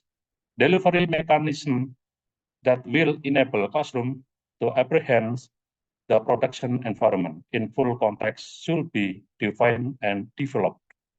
The configuration layout of the factory to classroom concept should follow a modular approach to allow flexibility on its application and operation, either one-to-one approach, that is one factory to one classroom, or one-to-many approach, which involve one factory in together interaction with many other classrooms. Meanwhile, academia to factory operation mode aims to transfer the knowledge from academia to industry.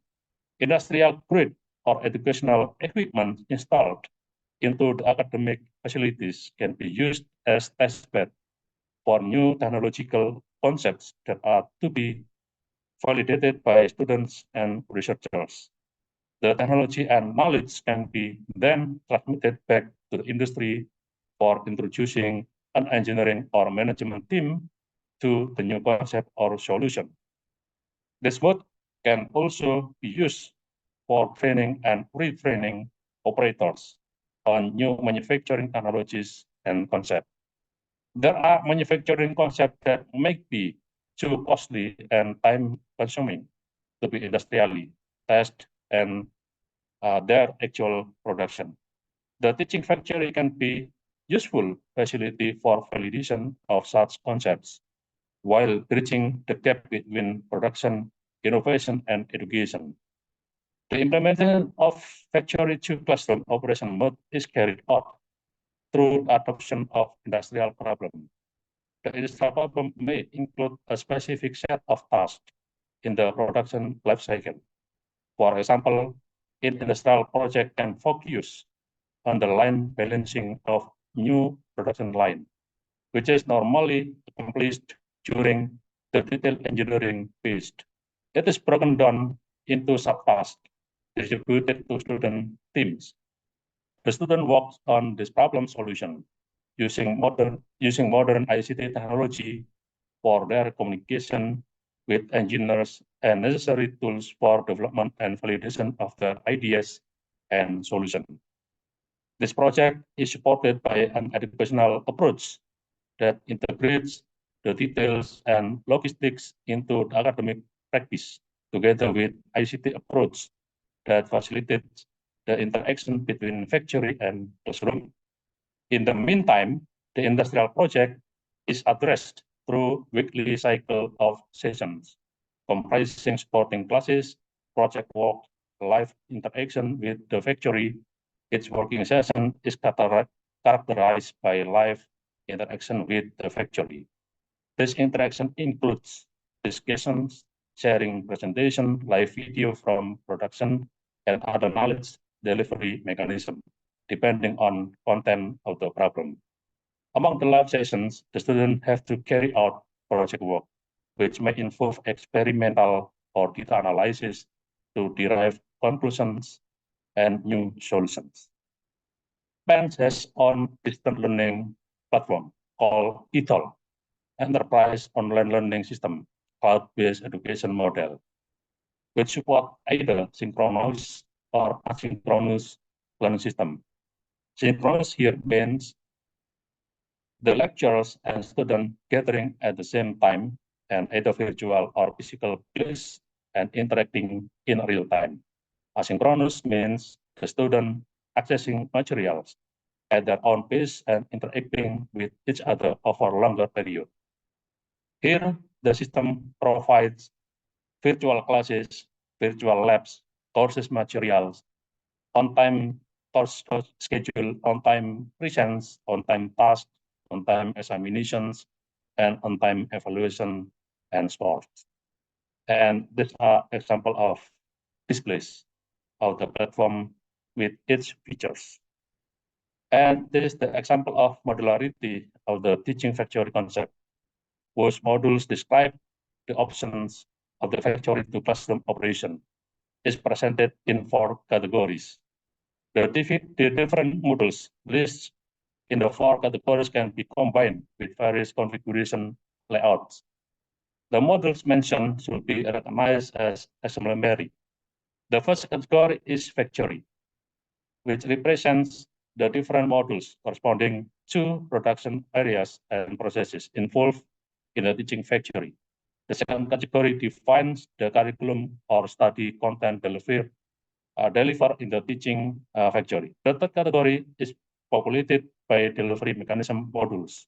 The delivery mechanism are responsible for communication of knowledge and interaction capabilities between the factory and classroom. The expression of delivery mechanism does not imply a linear delivery of the knowledge. Knowledge and particularly competency is constructed by the participants with the help of IT infrastructure and teaching staff. The fourth category is deliver ICT technology, such as dedicated to video conferencing or web services. And fifth category includes the courses corresponding to the configuration that will accommodate the teaching factory session within the educational activities. The teaching factory will operate in different options, allowing flexibility in order to avoid possible limitation. This limitation may result from the technological infrastructure availability and can be time and cost related.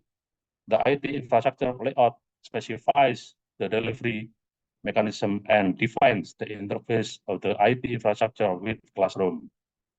the conference room, factory, and further connectable devices. Additional in describe the way that the knowledge transfer from the factory to the students will be managed. And this is an example implementation when conducting online teaching factory. Here, engineers from industry witnessed it, the task carried out by the academy project team on Penn's campus, along with presenting the project presentation through our distance learning platform. As the result, we connect, compute, control, and human-machine-based interact all 6 leading areas of technological innovation into cyber-physical system to establish teaching factories. For example, here, the teaching factory with Pesona Katulistiwa Nusantara Incorporation in the North Kalimantan in conducting smart farming. This one with NASA Mechatronica Indonesia Incorporating to produce autonomous guided vehicle to support productivity in manufacturing. And also with VKTR Technology Mobilitas Incorporation to produce electric motorcycle, electric car, and bus.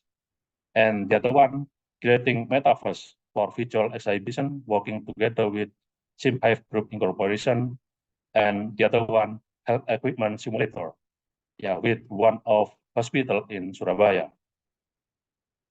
So within this teaching factory consortium model, a large-scale implementation within a network of academic and industrial organizations or many to further reveal the full potential of the teaching factory to introduce a paradigm shift in manufacturing, education, and training, and maximize the relevant impact.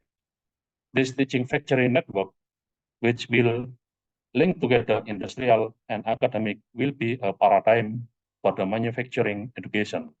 It will operate as a virtual forum around the knowledge triangle in manufacturing, organize learning content and delivery mechanisms on modular basis, match learning or training demands of academic organization with demands for outsourcing manufacturing projects from industrial organization, and facilitate the learning or training channels by communicating the manufacturing knowledge between remote located factories and classroom. I think this is all my presentation. Thank you very much for your attention. I return back the time to Mr. of Ceremony. Thank you very much.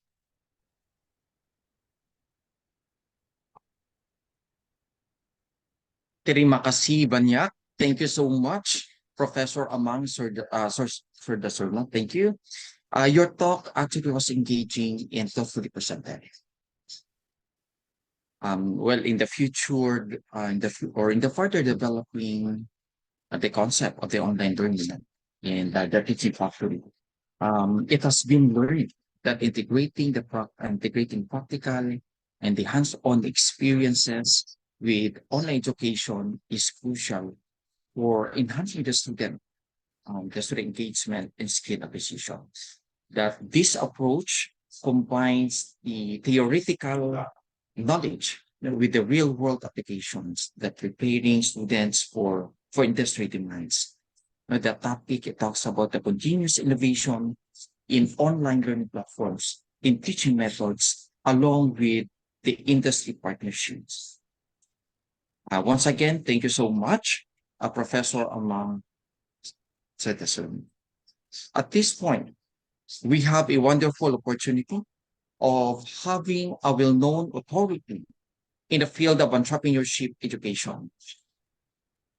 Here with us today, our next speaker is a dean of Universitas Ciputra, Surabaya, the School of Entrepreneurial and Humanities. For the topic, integration of entrepreneurship education.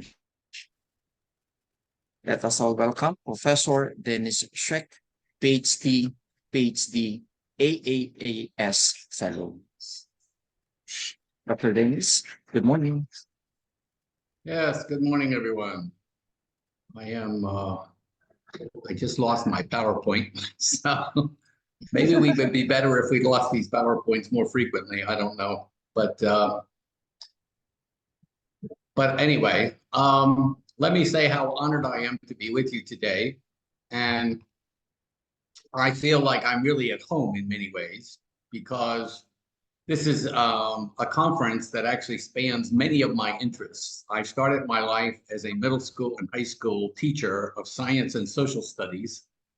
I've become very well known for work that I did in science, technology, and engineering and mathematics education, working with engineering societies, professional scientific societies, and developing curriculum and engaging in many, many, many areas of STEM education. So I feel right at home with this meeting with the Polytechnic today, because this is my original grounds where I was trying to do things in education.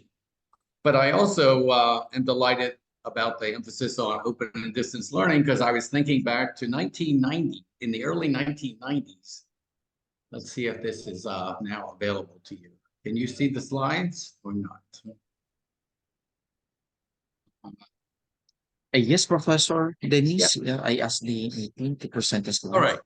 So in the early 1990s, I was at the Rhode Island Department of Education, and we were the second state in the United States to offer statewide high-speed internet access to every public institution and every college and university and private and public schools across the entire state.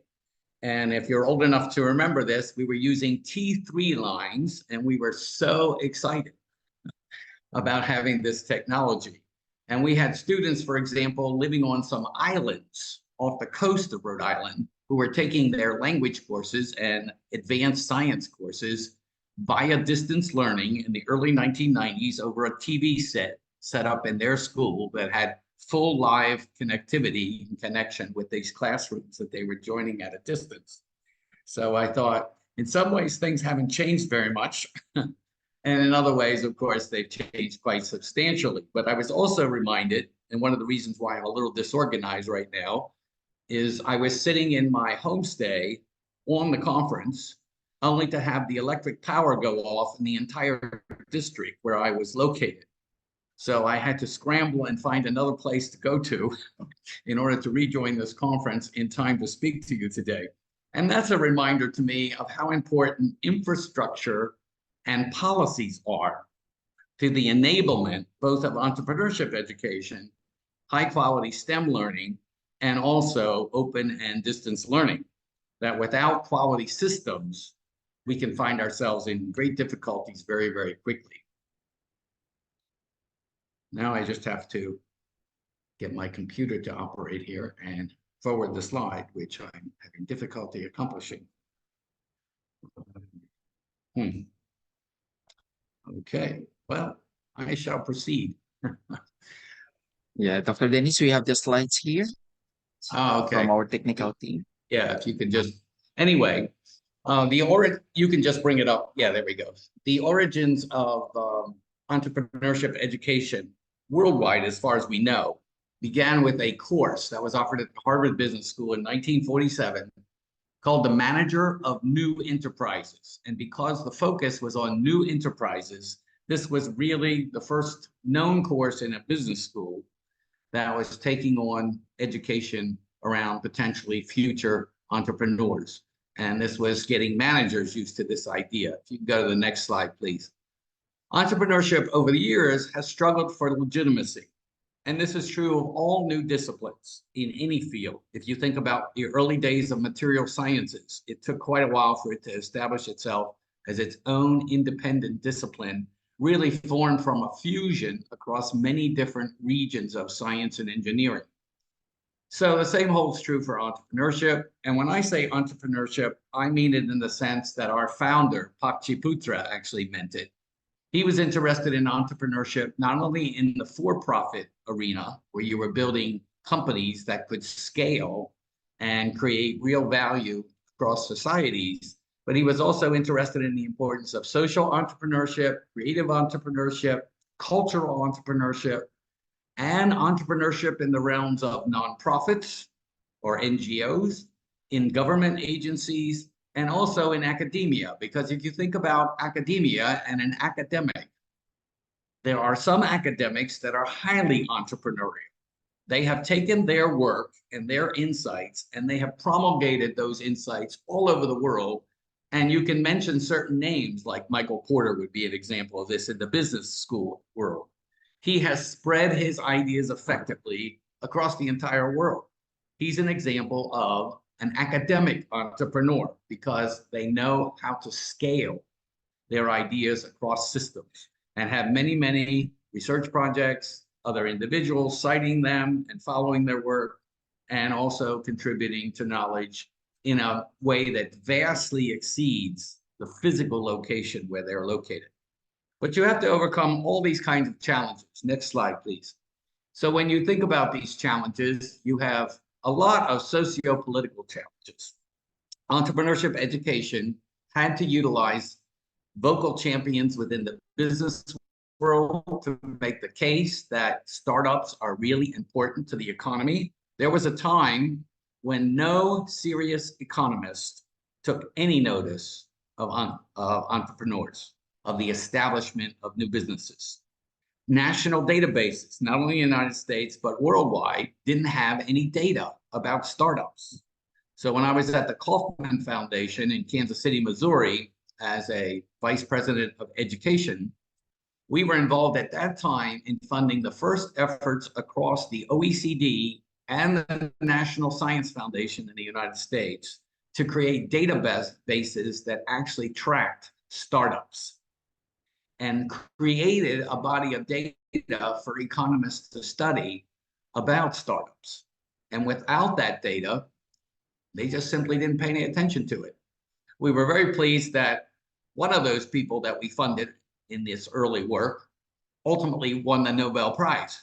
Now, you can't orchestrate Nobel Prizes, but that just so happened to be quite fortunate for us and fortuitous that this very illustrious economist began to publish things about entrepreneurship and then subsequently won the Nobel Prize, not for his work in entrepreneurship, in the study of entrepreneurship, but for other economic work he did. But nonetheless, you had a Nobel Prize winner saying entrepreneurs matter.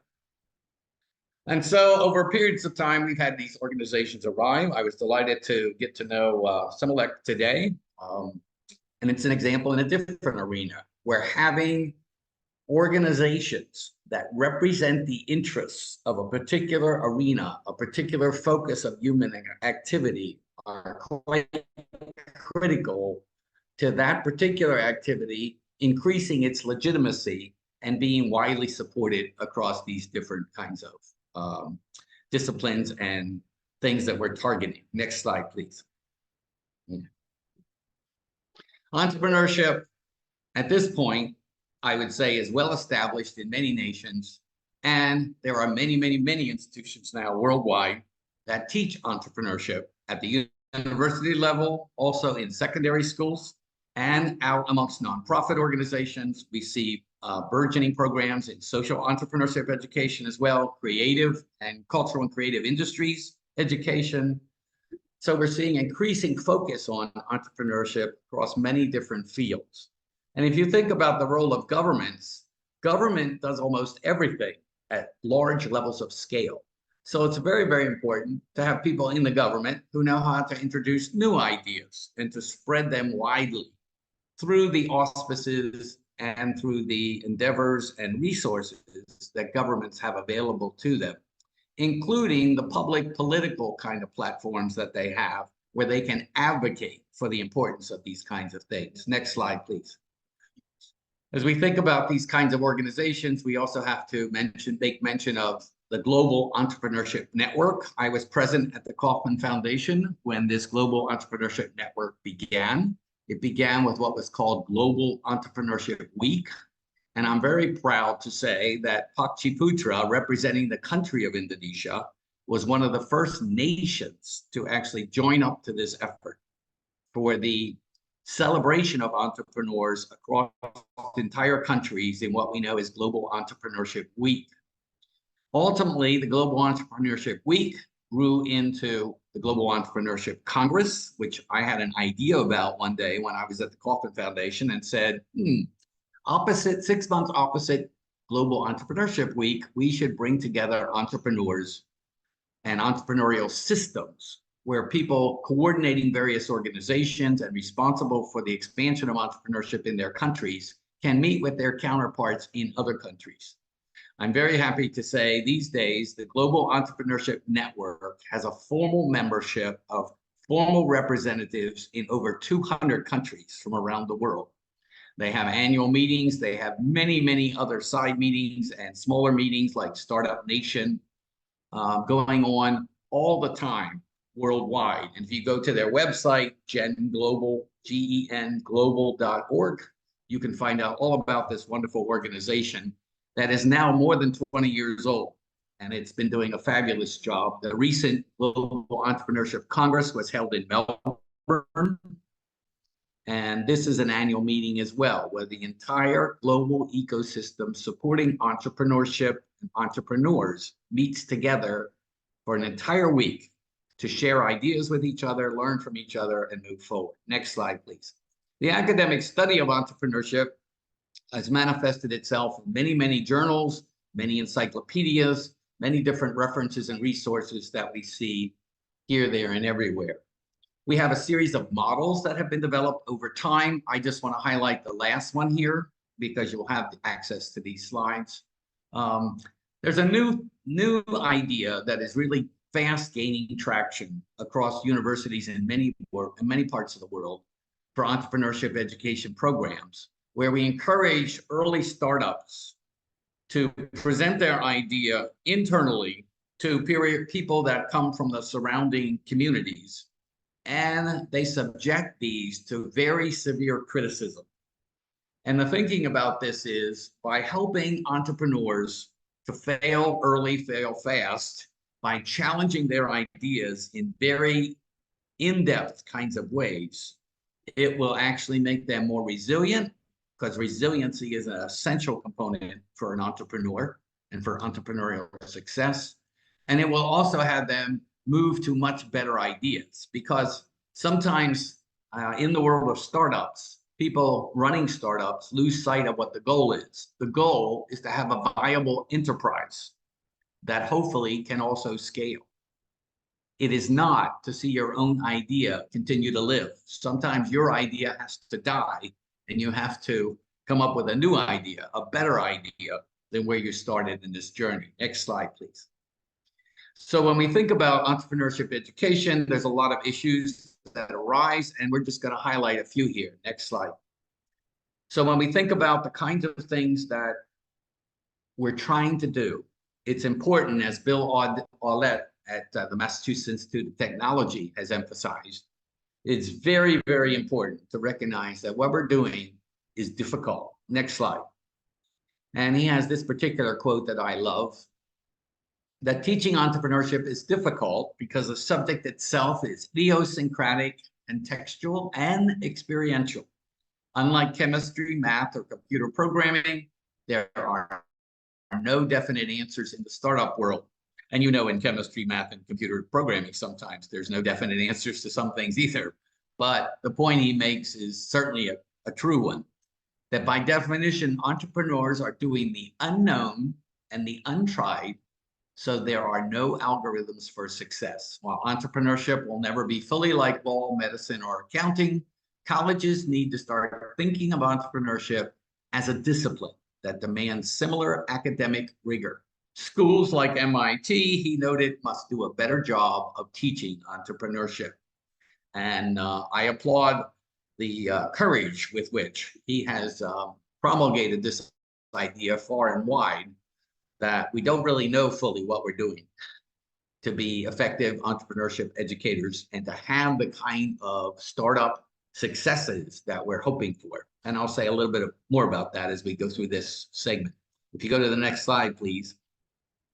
One of the interesting attempts to really try to nail down, so what exactly are we aiming at with entrepreneurs, has been a program that Michael Morris, who's currently at the University of Florida, who used to be at Oklahoma State University before that, and I think before that he was at Syracuse University in the United States, all in business schools.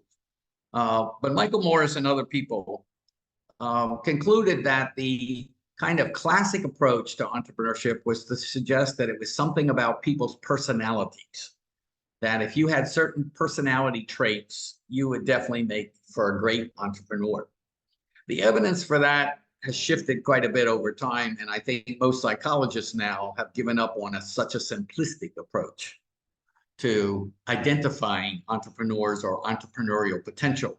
So Michael Morris, if you go to the next slide, he's led an effort over a number of years to do what's called a Delphi study.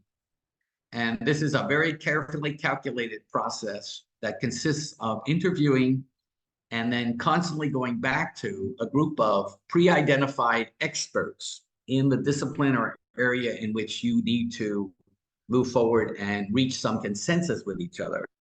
And it's a very, very useful process to achieve consensus amongst experts about particular topics. So they chose 20 distinguished entrepreneurs, and they had some criteria. You had to have a company of at least 100 employees, and you had to have been successfully in business for 10 years or more. And they picked 20 distinguished entrepreneurship professors who had at least 10 years of experience in teaching entrepreneurship and researching entrepreneurship in a university environment. Next slide. So as they began to work together with this group, they began to try to identify what kinds of competencies are critical. So they came up with an initial working list in the first round from these 40 experts of 265 items. Then this was analyzed and regrouped. I did a Delphi study like this about science, technology, and society education when I was a doctoral student at Penn State. In round two, they moved down to just 18 competencies. This is a very rigorous process by which you winnow down these lists until you get to where there is extremely strong consensus across this group of experts. And so finally, they ended up at the end with 13 competencies. Next slide. So when you look at this, you end up with not only 13 competencies, but you also end up with a set of 141 items that are Likert-like responses, named after Rensis Likert, a very famous Danish sociologist, to really study competencies and to measure people's competencies. This is self-reported by the person themselves. That is a caveat to this particular approach. But the nice thing is they now have a refined list of 78 items. This is now available for teachers to utilize in classrooms, for students themselves to self-assess and maybe not even necessarily share it with anyone else, but to get some insights from this that they can think about. Next slide, please. So this is the final set of 13 competencies: opportunity recognition, opportunity assessment, risk management, mitigation, where you need to know how to do these things. You need to be able to act in certain ways. The emphasis of this competency-based approach is that it doesn't matter what people say they think. It doesn't matter what people's personality is. What really matters for an entrepreneur to have success in the world is what do they do? What kind of actions do they undertake? What kind of procedures and processes do they do? So these set of competencies are now widely encouraged in their use in entrepreneurship education programs to think seriously about what we're trying to do. And if you look at the one on the second on the right at the top, guerrilla skills, this was a name they gave to a set of things that are really hard to actually express in words. But it's the idea that an entrepreneur sort of never gives up and realize that sometimes if you can't get at something directly, sometimes you have to sort of go in camouflage and you have to, weave your way through the trees and try to not be seen and then wait for the right moment and then strike. Because there's a sense in which entrepreneurs are people who many times will cycle back to the same audience, the same market group, the same kind of idea, but in a slightly different format, reconfigured in a new way. So they refer to these things as guerrilla tactics, that you really develop your skills at being highly adaptable, quick to change or to move from where you are to a better position, and to really try to do whatever you can to achieve success. Next slide, please. So when we think about what's happened in the last 20 years, there's a lot of things that have changed in the world of entrepreneurship education. We now have wide programming available across many different types of entrepreneurship.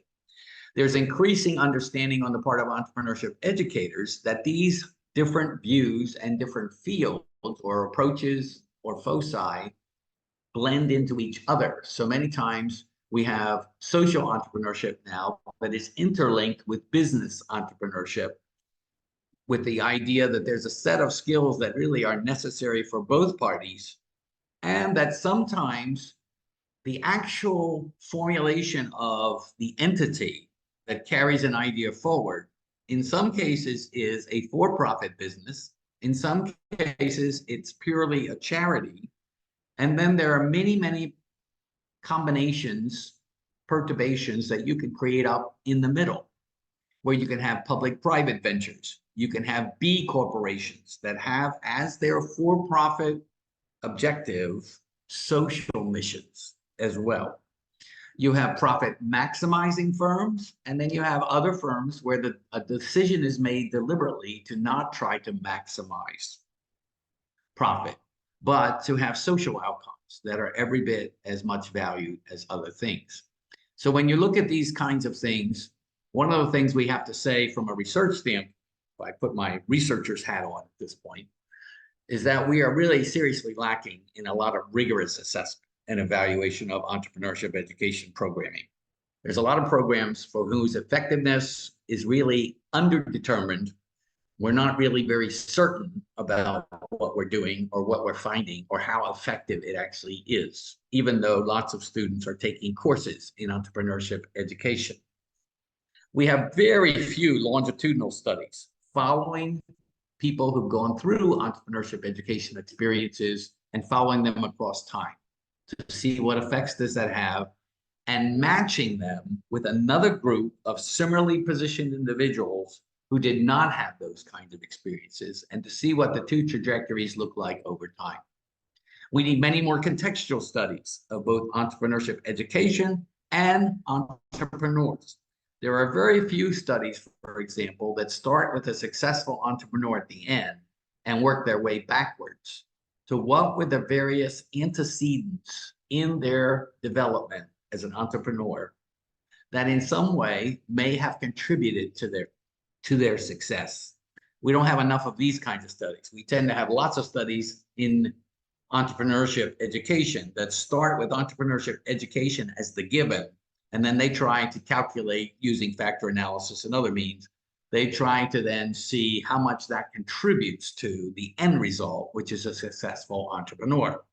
But I have a hunch that if we flip this upside down and we start with successful entrepreneurs and work our way backwards, we're going to be surprised at how few times we end up with entrepreneurship education as being the beginning point of this journey, that there will be many other influences. And we do see some of this from some of the few longitudinal studies that have been done, that one of the most powerful predictors of whether you'll be an entrepreneur in the future is whether you actually know an entrepreneur and have had direct experience and interchange with an entrepreneur, often within your family or your extended family, or in some kind of community-based group where you've had a long association with this person. We need to better separate entrepreneurship also from general small and medium enterprises. And to me, this is the difference between innovation and entrepreneurship. If you think about entrepreneurship, it's principally about, can you scale? And in that scaling, how do you deal with the risk that's associated with the size of the scaling you're trying to do? So when you go from one business site to two business sites, you're scaling. When you go from 50 to 300, you're scaling. But the kind of issues you have to contend with in those two scenarios is quite different from each other.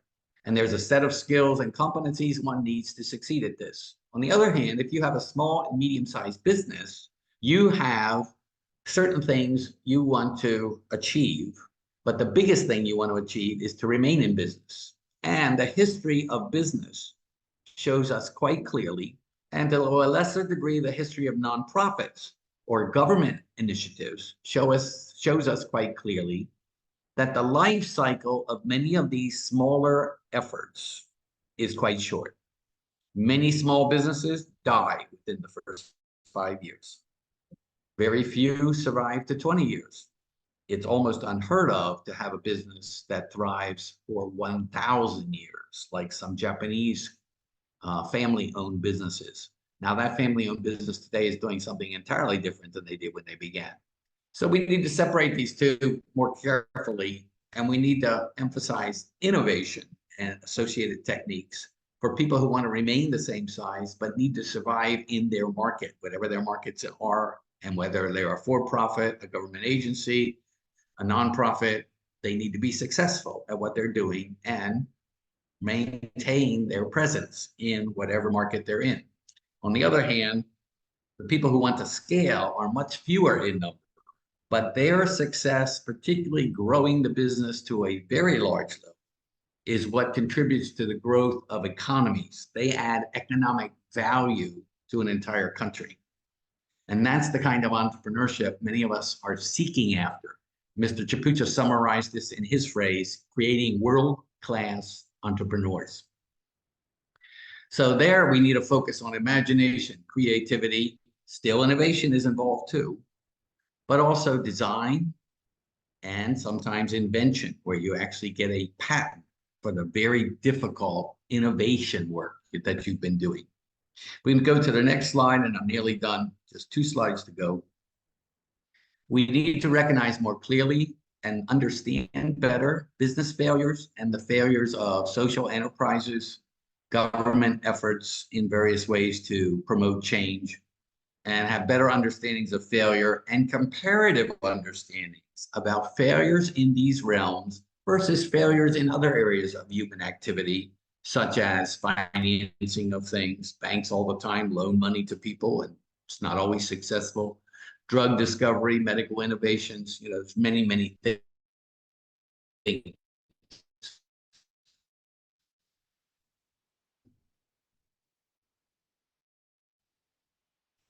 How overwhelmingly destructive that nothing comes out of it that we can identify as a few.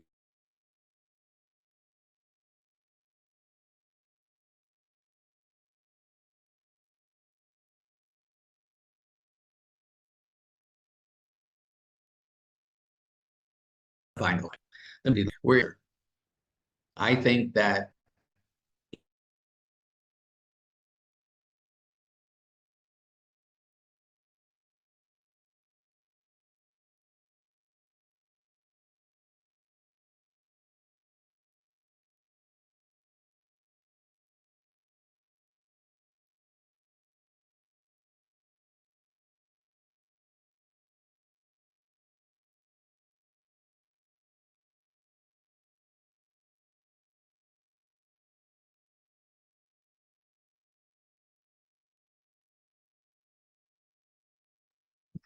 I think Professor Shekhar is disconnected.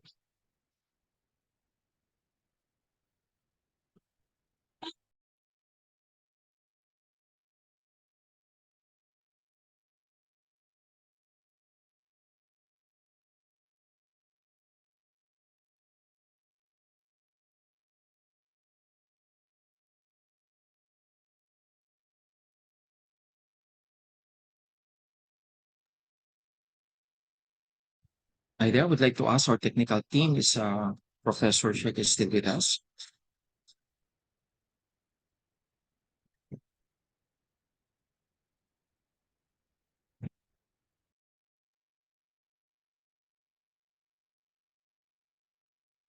Okay, so I think at this time, we would like to extend our gratitude, to Professor Dr. Achek.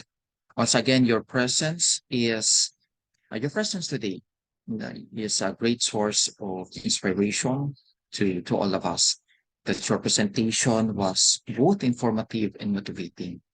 With your topics, the integration of entrepreneurship education that aims to equip the students with a practical business skills, the critical thinking, and the innovative mindsets preparing them to navigate and succeed in the world, in the real world business environment. Okay, so at this point, again, I would like to thank you to all our speakers for sharing your invaluable insights at the webinar on entrepreneurial education in quality, open and distance learning. Your expertise and perspectives have greatly enriched our understanding and inspired us to further enhance our educational practices. Okay, so I would like to um, mention that for our participants, kindly use the Zoom chat box to address your questions. And well, the MC or I myself will address the question to our resource speakers. So again, kindly key in your questions via chat box. We will now we will now open the floor for the questions. Again, please type your questions in the chat box and we will address as many as we can.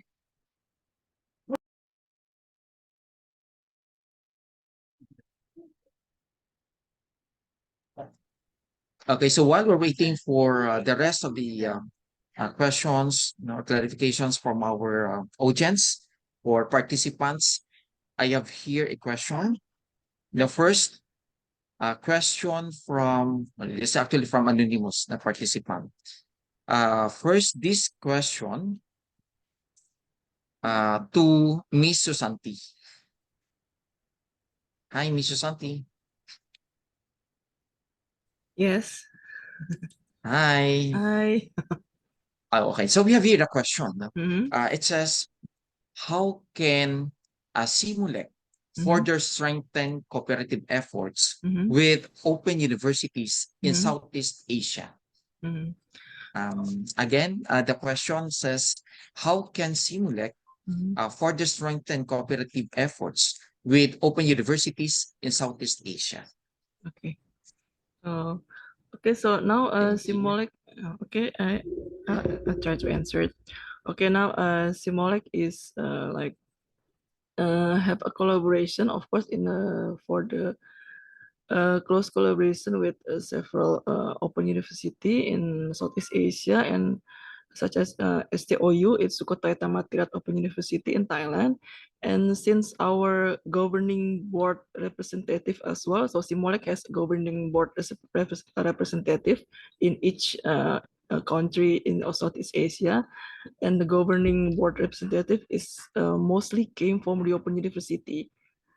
So in the for our government board members from the Philippines is from the UP Open University, and also like in for the Myanmar also. So we connect the Open University through them to our governing board members like that, and also from the to the senior secretariat like that, and it also will like connecting to our Indonesia Open University as well. So where the Simolec is located in the office located in Open University in Indonesia as well.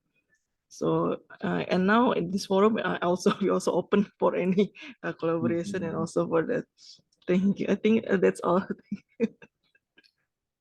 Thank you so much, Mr. Santi. Another question here for Dr. Sheck, Professor Dr. Sheck. The question says, how can we further enhance the entrepreneurship education in open and distance learning institutions through international cooperation? Once again, Professor Sheck, how can we further enhance the entrepreneurship education in open and distance learning learning institutions through international cooperation?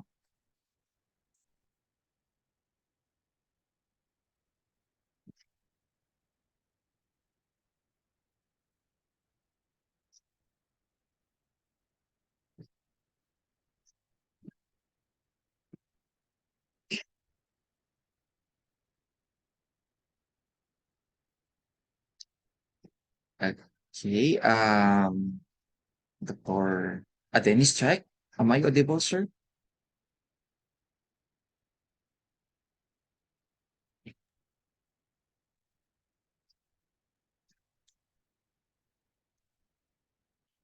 What do you want one of the rest of us to answer or put on there? I'm not Actually, sure. the questions that particularly addressed to you, Dr. Sheikh. Okay, sorry. I didn't understand that. Sorry. Okay, so once again, allow me to read the question. Would you like to hear once again, Professor Chai? Yes, I know it's something about international collaboration. How can we increase it? I can give you a couple examples. I'm a member of AECT. AECT is an international organization, although it started in the US and remains headquartered in the US. That's where a lot of the people in the research community who are interested in learning design experience. These are learning designers. They're the former sort of instructional designers, they were called, right? This is a very large organization. I would encourage you to explore that as a linkage. It links you to many people in many countries around the world. They have an annual meetings. Almost all their meetings now are virtual as well as face-to-face. And it's a way to collaborate in many ways. There's a new sort of collaboration that's been forming, I would say, that's emanating from a group of institutions in Turkey. Anadolu is one of the leading institutions in this, in Eskahir, Turkey. They've had a series of conferences the last 4 years in a row called ICTO, International Conference on Educational Technology and Online Learning. They also do a journal, an open access journal, the Journal of, Journal of Educational Technology and Online Learning. Yes, JETOL, JETOL. And that's open access. But interestingly, they have very close relationships with the Open University of Catalonia in Spain, which is one of the largest open distance learning institutions in the world and was founded for that particular purpose. And then the Open University in the UK, which is, of course, has been a long-standing participant in distance and online learning. So what I'm seeing happening is we're getting a fusion now of a lot more closer collaboration across these institutions. And I think that holds great promise for the future. And it's very important, I think, for those of us in the global South to make these kinds of interconnections as well with these kinds of networks. And to get involved more in comparative research projects. So like this whole issue, I'm not sure when I lost contact with you, but my last slide was about the importance of culture. And I think there's something to be learned by doing some collaborative projects that really focus on the unique roles that culture plays in all of these aspects of teaching and learning, whatever the subject area, actually. I don't think we pay enough attention to the importance of culture and languages themselves. We think often just about the systems, the technologies. And while that's critically important, it's also what happens inside of the technologies that matter. And there we're talking about people and our ways of relating to each other, our ways of speaking to one another, etc. So we need to become, I think, more aware of these things. I'm doing a project with some people in China that is really constantly looking back and forth between how people in China understand certain things and how researchers traditionally in Western cultures have understood those things. And we're finding lots of similarities, but also some very important differences. Thank you, Dr. Sheikh. Thank you so much. Okay, so we have here another question. This is addressed to Dr. Gapasin. Ma'am, the question says, given the rapid expansion of open and distance learning or ODL in the Philippines, particularly during the pandemic, to what extent the current quality assurance mechanisms effectively ensuring that the ODL programs are meeting the diverse needs of Filipino learners and maintaining academic record? Okay, thank you very much, Sir Ivan. As I mentioned in my talk earlier, there's really a need for a strong quality assurance for ODL because of so many schools not accredited by the commission are now opening, and because of the strict monitoring of the commission, I understand there are institutions that were closed because it didn't pass the qualification needed for an institution to offer distance learning. Now, in terms of accreditation, if I'm not mistaken, there's no specific accrediting body for institutions offering distance education. I guess there's a need for us here in the Philippines to have this kind of body to really monitor, what's giving us to the youth and adult learners. And if I'm be given a privilege to suggest to come up with a collaborative instrument, design a collaborative instrument among open and distance education in the Southeast Asia or even in Asia that will strictly evaluate the offering of distance education.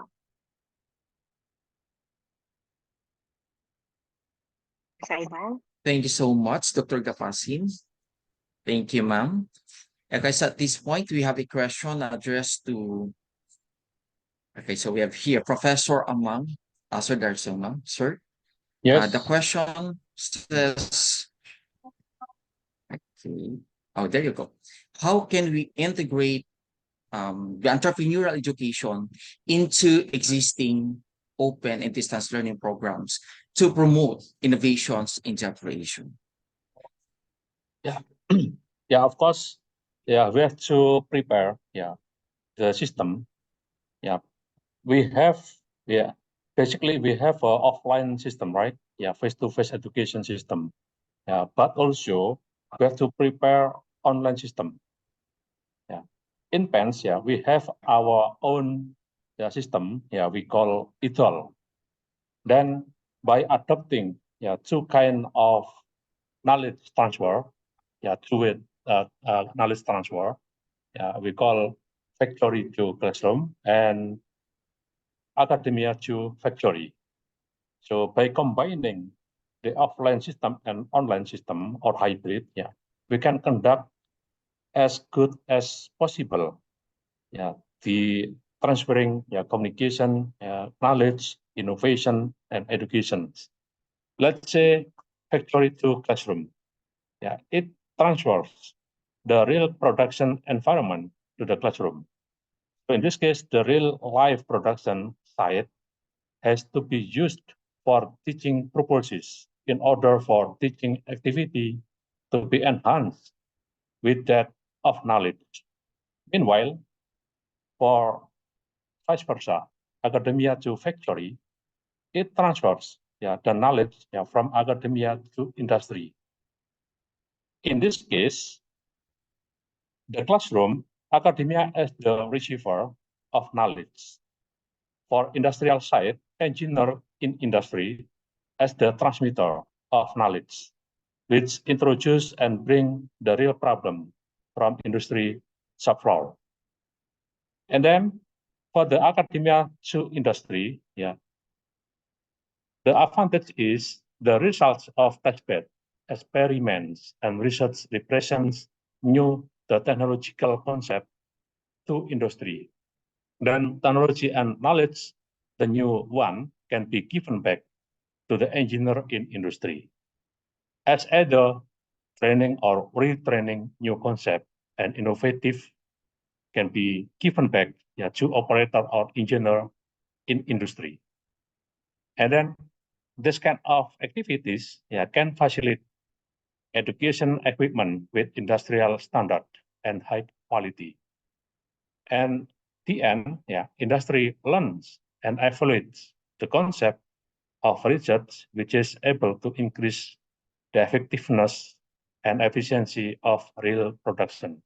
Then we can approach the innovation, production of our eager, technology or our target, production or something wants to be commercialized, together. Yes. maybe like this one. Okay. Thank you so much, Professor Sudarsona. Thank you so much. You know what? As much as I wanted to ask a lot of questions because I mean, a lot of questions here to ask coming from our audience. No, but due to limited time, maybe I have to raise. No, I have to share one particular questions, and it's up to our resource speakers who will come first. Now, the questions says, how can we transform open and distance learning institutions to be future ready? So again, how can we transform open and distance learning institutions to be a future ready? Yeah, so anyone or from our resource speakers? Who will come first? Yes, go ahead, please. Professor Denise Check. Yes, sir. As I put in the chat, I did a trilogy of papers at the ICTO meetings, which are being published in the Journal of Educational Technology and Online Learning. One of those was on this very question. And I have an extensive bibliography in there, annotated bibliography in there, about how people are thinking about the future of education. And then I'm tying that to the implications that has for learning experience designers in open and distance learning. So I think you'll find some food for thought there from primarily, I would say, European and North American kind of perspectives. But nevertheless, it's a place to begin when you start thinking about what is the intersection between the future of higher education and these kinds of learning systems that we're talking about. And so I tried to explore that in that paper. And it's interconnected to the other two, one of which is about quality assurance, and the other, which this year is about policy and policy incentives for open and distance learning. And what I can tell you I found in the literature for that is when you look at all the leading reference works in open and distance learning, there's almost no discussion at all about policy. And yet that is, some of you know, shaking your heads.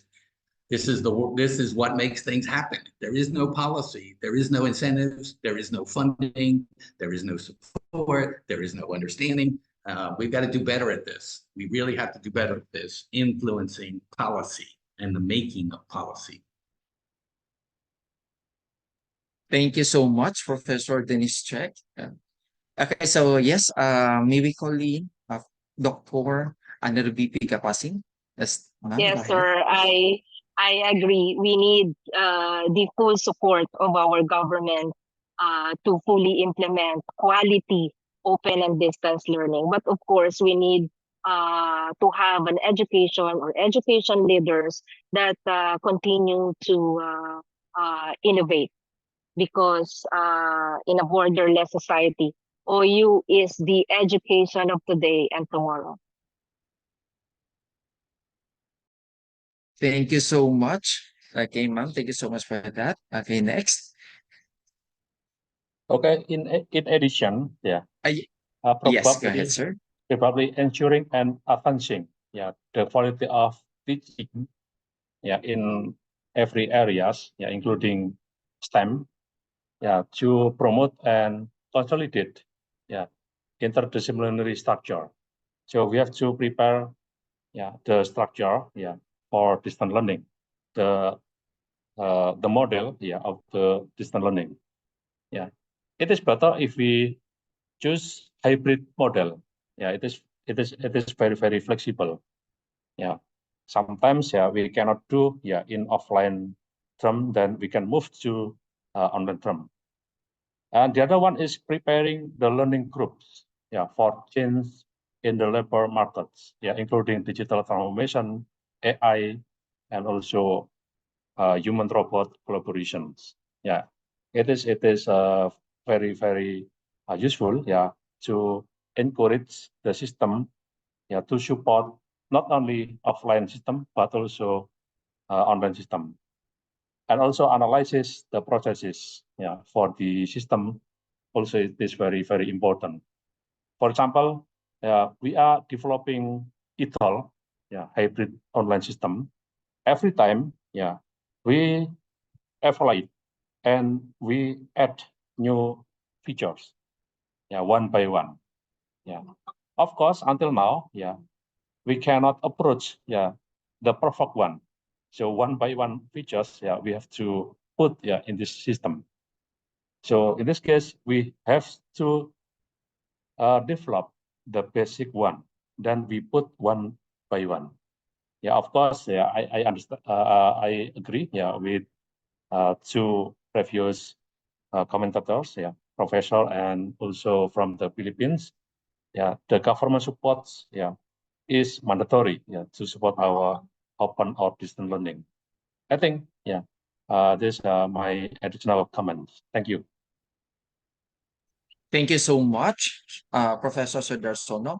At this point, of course, may let us hear from Ms. Susanti. Ma'am? Okay. For our side, I think the mutual understandings among the higher education institution, whether also like the ODL providers and also like the governments, and about what's the like each we see like each of the education institution has their own perspective. The government also, each government in Southeast Asia, for example, they have their own perspective about this.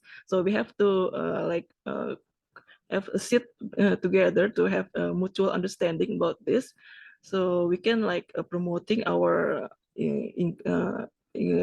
courses, maybe like such as for the macro credentials, so we can be recognizing not only in our country itself but also in other countries in our regions, such as like that. So the first thing is we have to mutual understandings regarding about this. So I think so. Thank you. Thank you so much.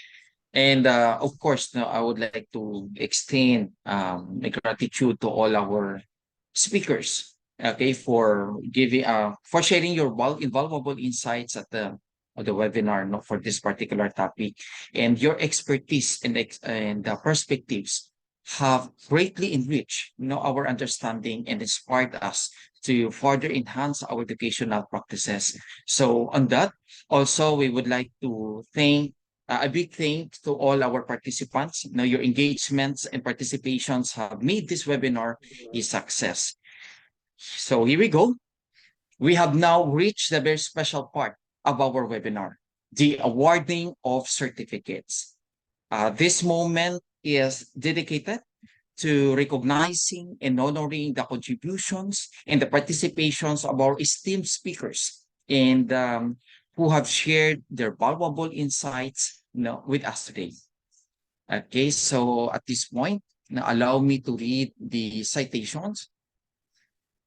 Okay, it says, Polytechnic University of the Philippines Open University System, in partnership with the CIMEO, Regional Open Learning Center, SIMOLEC, and the Universitas Ciputra. This certificate of recognition is awarded to Ms. Ari Susanti in sharing knowledge on crafting a culture of excellence and distance learning. Thank you very much. Okay, during this OUSapin 2024, International Knowledge Exchange and changes in open, flexible, and distance learning, entrepreneurial education, and quality open and distance learning, held on May 31, 2024, by a Zoom conference room. Signed, Dr. Manuel Imuhi, President, Polytechnic University of the Philippines. Signed, Dr. Wayadi, Director, SIMOLEC. Signed, Professor Johannes Chuariara, or MSc, Rector, Universitas Ciputra. Thank you. Thank you. The same certificate of recognition is awarded to Dr. Ana Ruby Pigapasin for sharing knowledge on quality of open and distance learning in the Philippines during the OUSapin 2024. Thank you so much, Dr. Gapasin. Thank you The very same much. certificate, terima kasih. The same certificate of recognition is awarded to Professor Amang Sudarson for sharing knowledge on further development of the concepts of online learning and teaching faculty during the OUSapin 2024. Thank you so Bapak, much, sir. Dr. Ivan. Okay, thank you so much, Pak Sudarsono. Thank you so much. The same certificate of recognition is awarded to Professor Dennis Sheck, PhD, in sharing knowledge on integration of entrepreneurship education during the OUSapin 2024. Thank you. I look forward to actually us working together to learn and explore more about these things. Thank you very much. Thank you so much, Professor Sheck. Hope to see you there. Okay, so at this time, okay, ladies and gentlemen, may I have your attention for the closing remarks.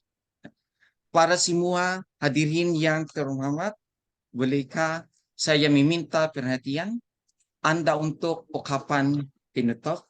At this time, let us listen to the closing remarks of our esteemed Executive Director of the Open University from the Polytechnic University of the Philippines.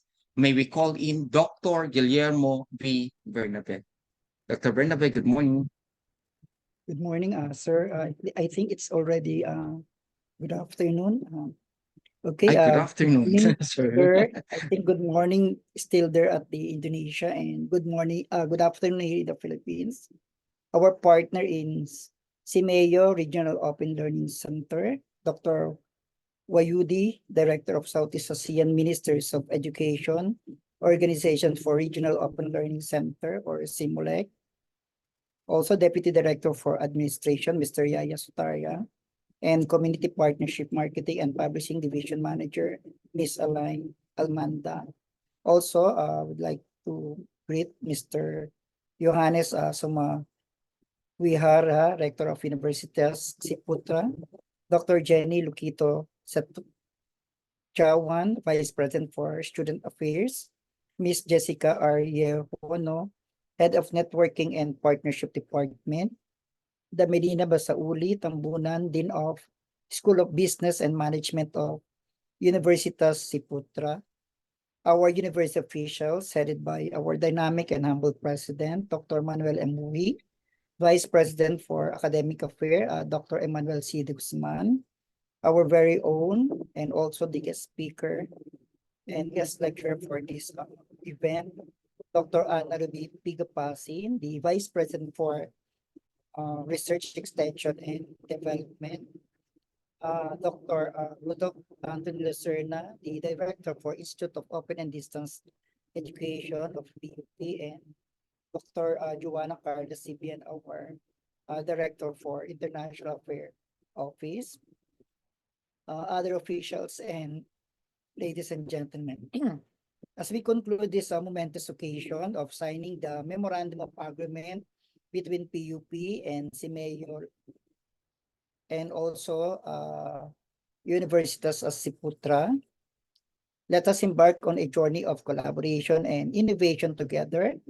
We stand at the threshold of transformative possibilities where education becomes not merely a pursuit but a shared endeavor towards excellence and equity.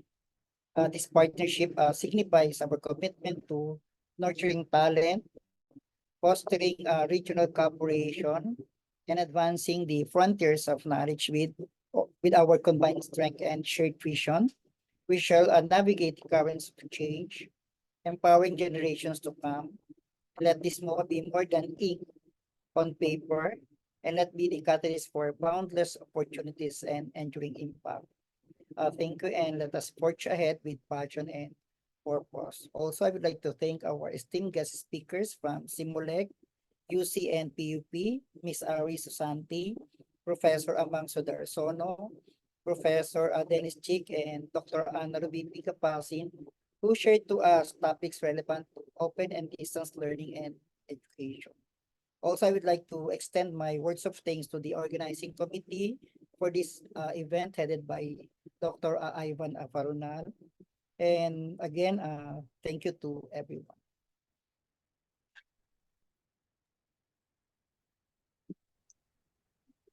Thank you so much, Dr. Bernabe. Your message has deeply resonated with us, no? With your exceptional leadership that serve as a light, no, of our academic community. Thank you, sir. Okay, so before anything else, no, we would like to, as we conclude no, today's webinar, while we are requesting everyone no, to kindly turn on your camera for our photo opportunity.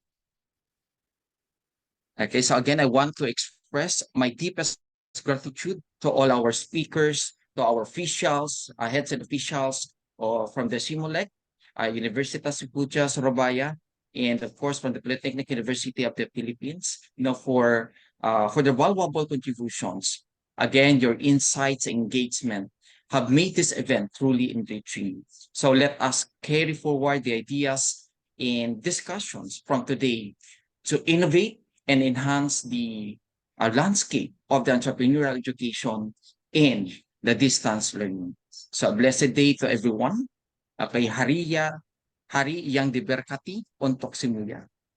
Like I said, this time, once again, kindly open your camera for our photo opportunity.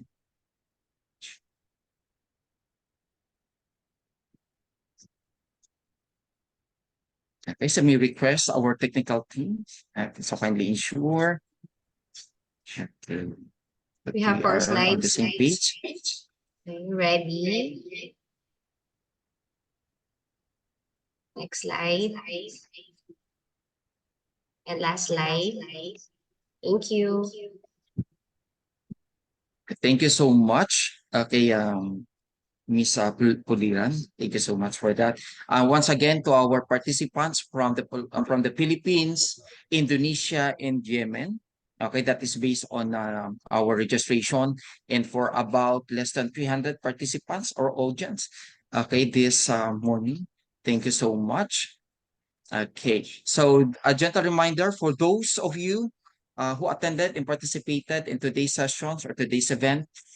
You will be receive your certificate of attendance via email shortly or after this event. But again, please kindly scan the evaluation link, or please scan the QR code rather. Now this is for the evaluation link.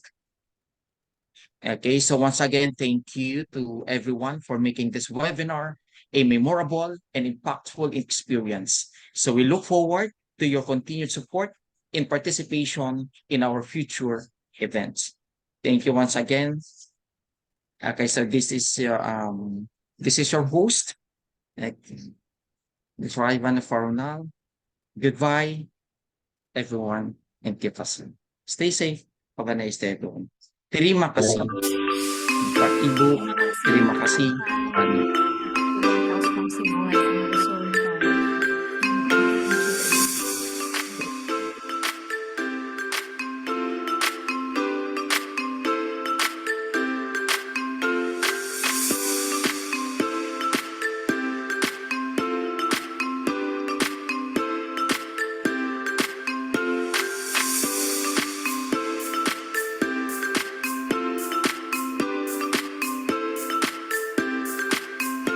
Okay, so for more updates, visit our website here at the UPOUS. Okay, we shared it via chat box.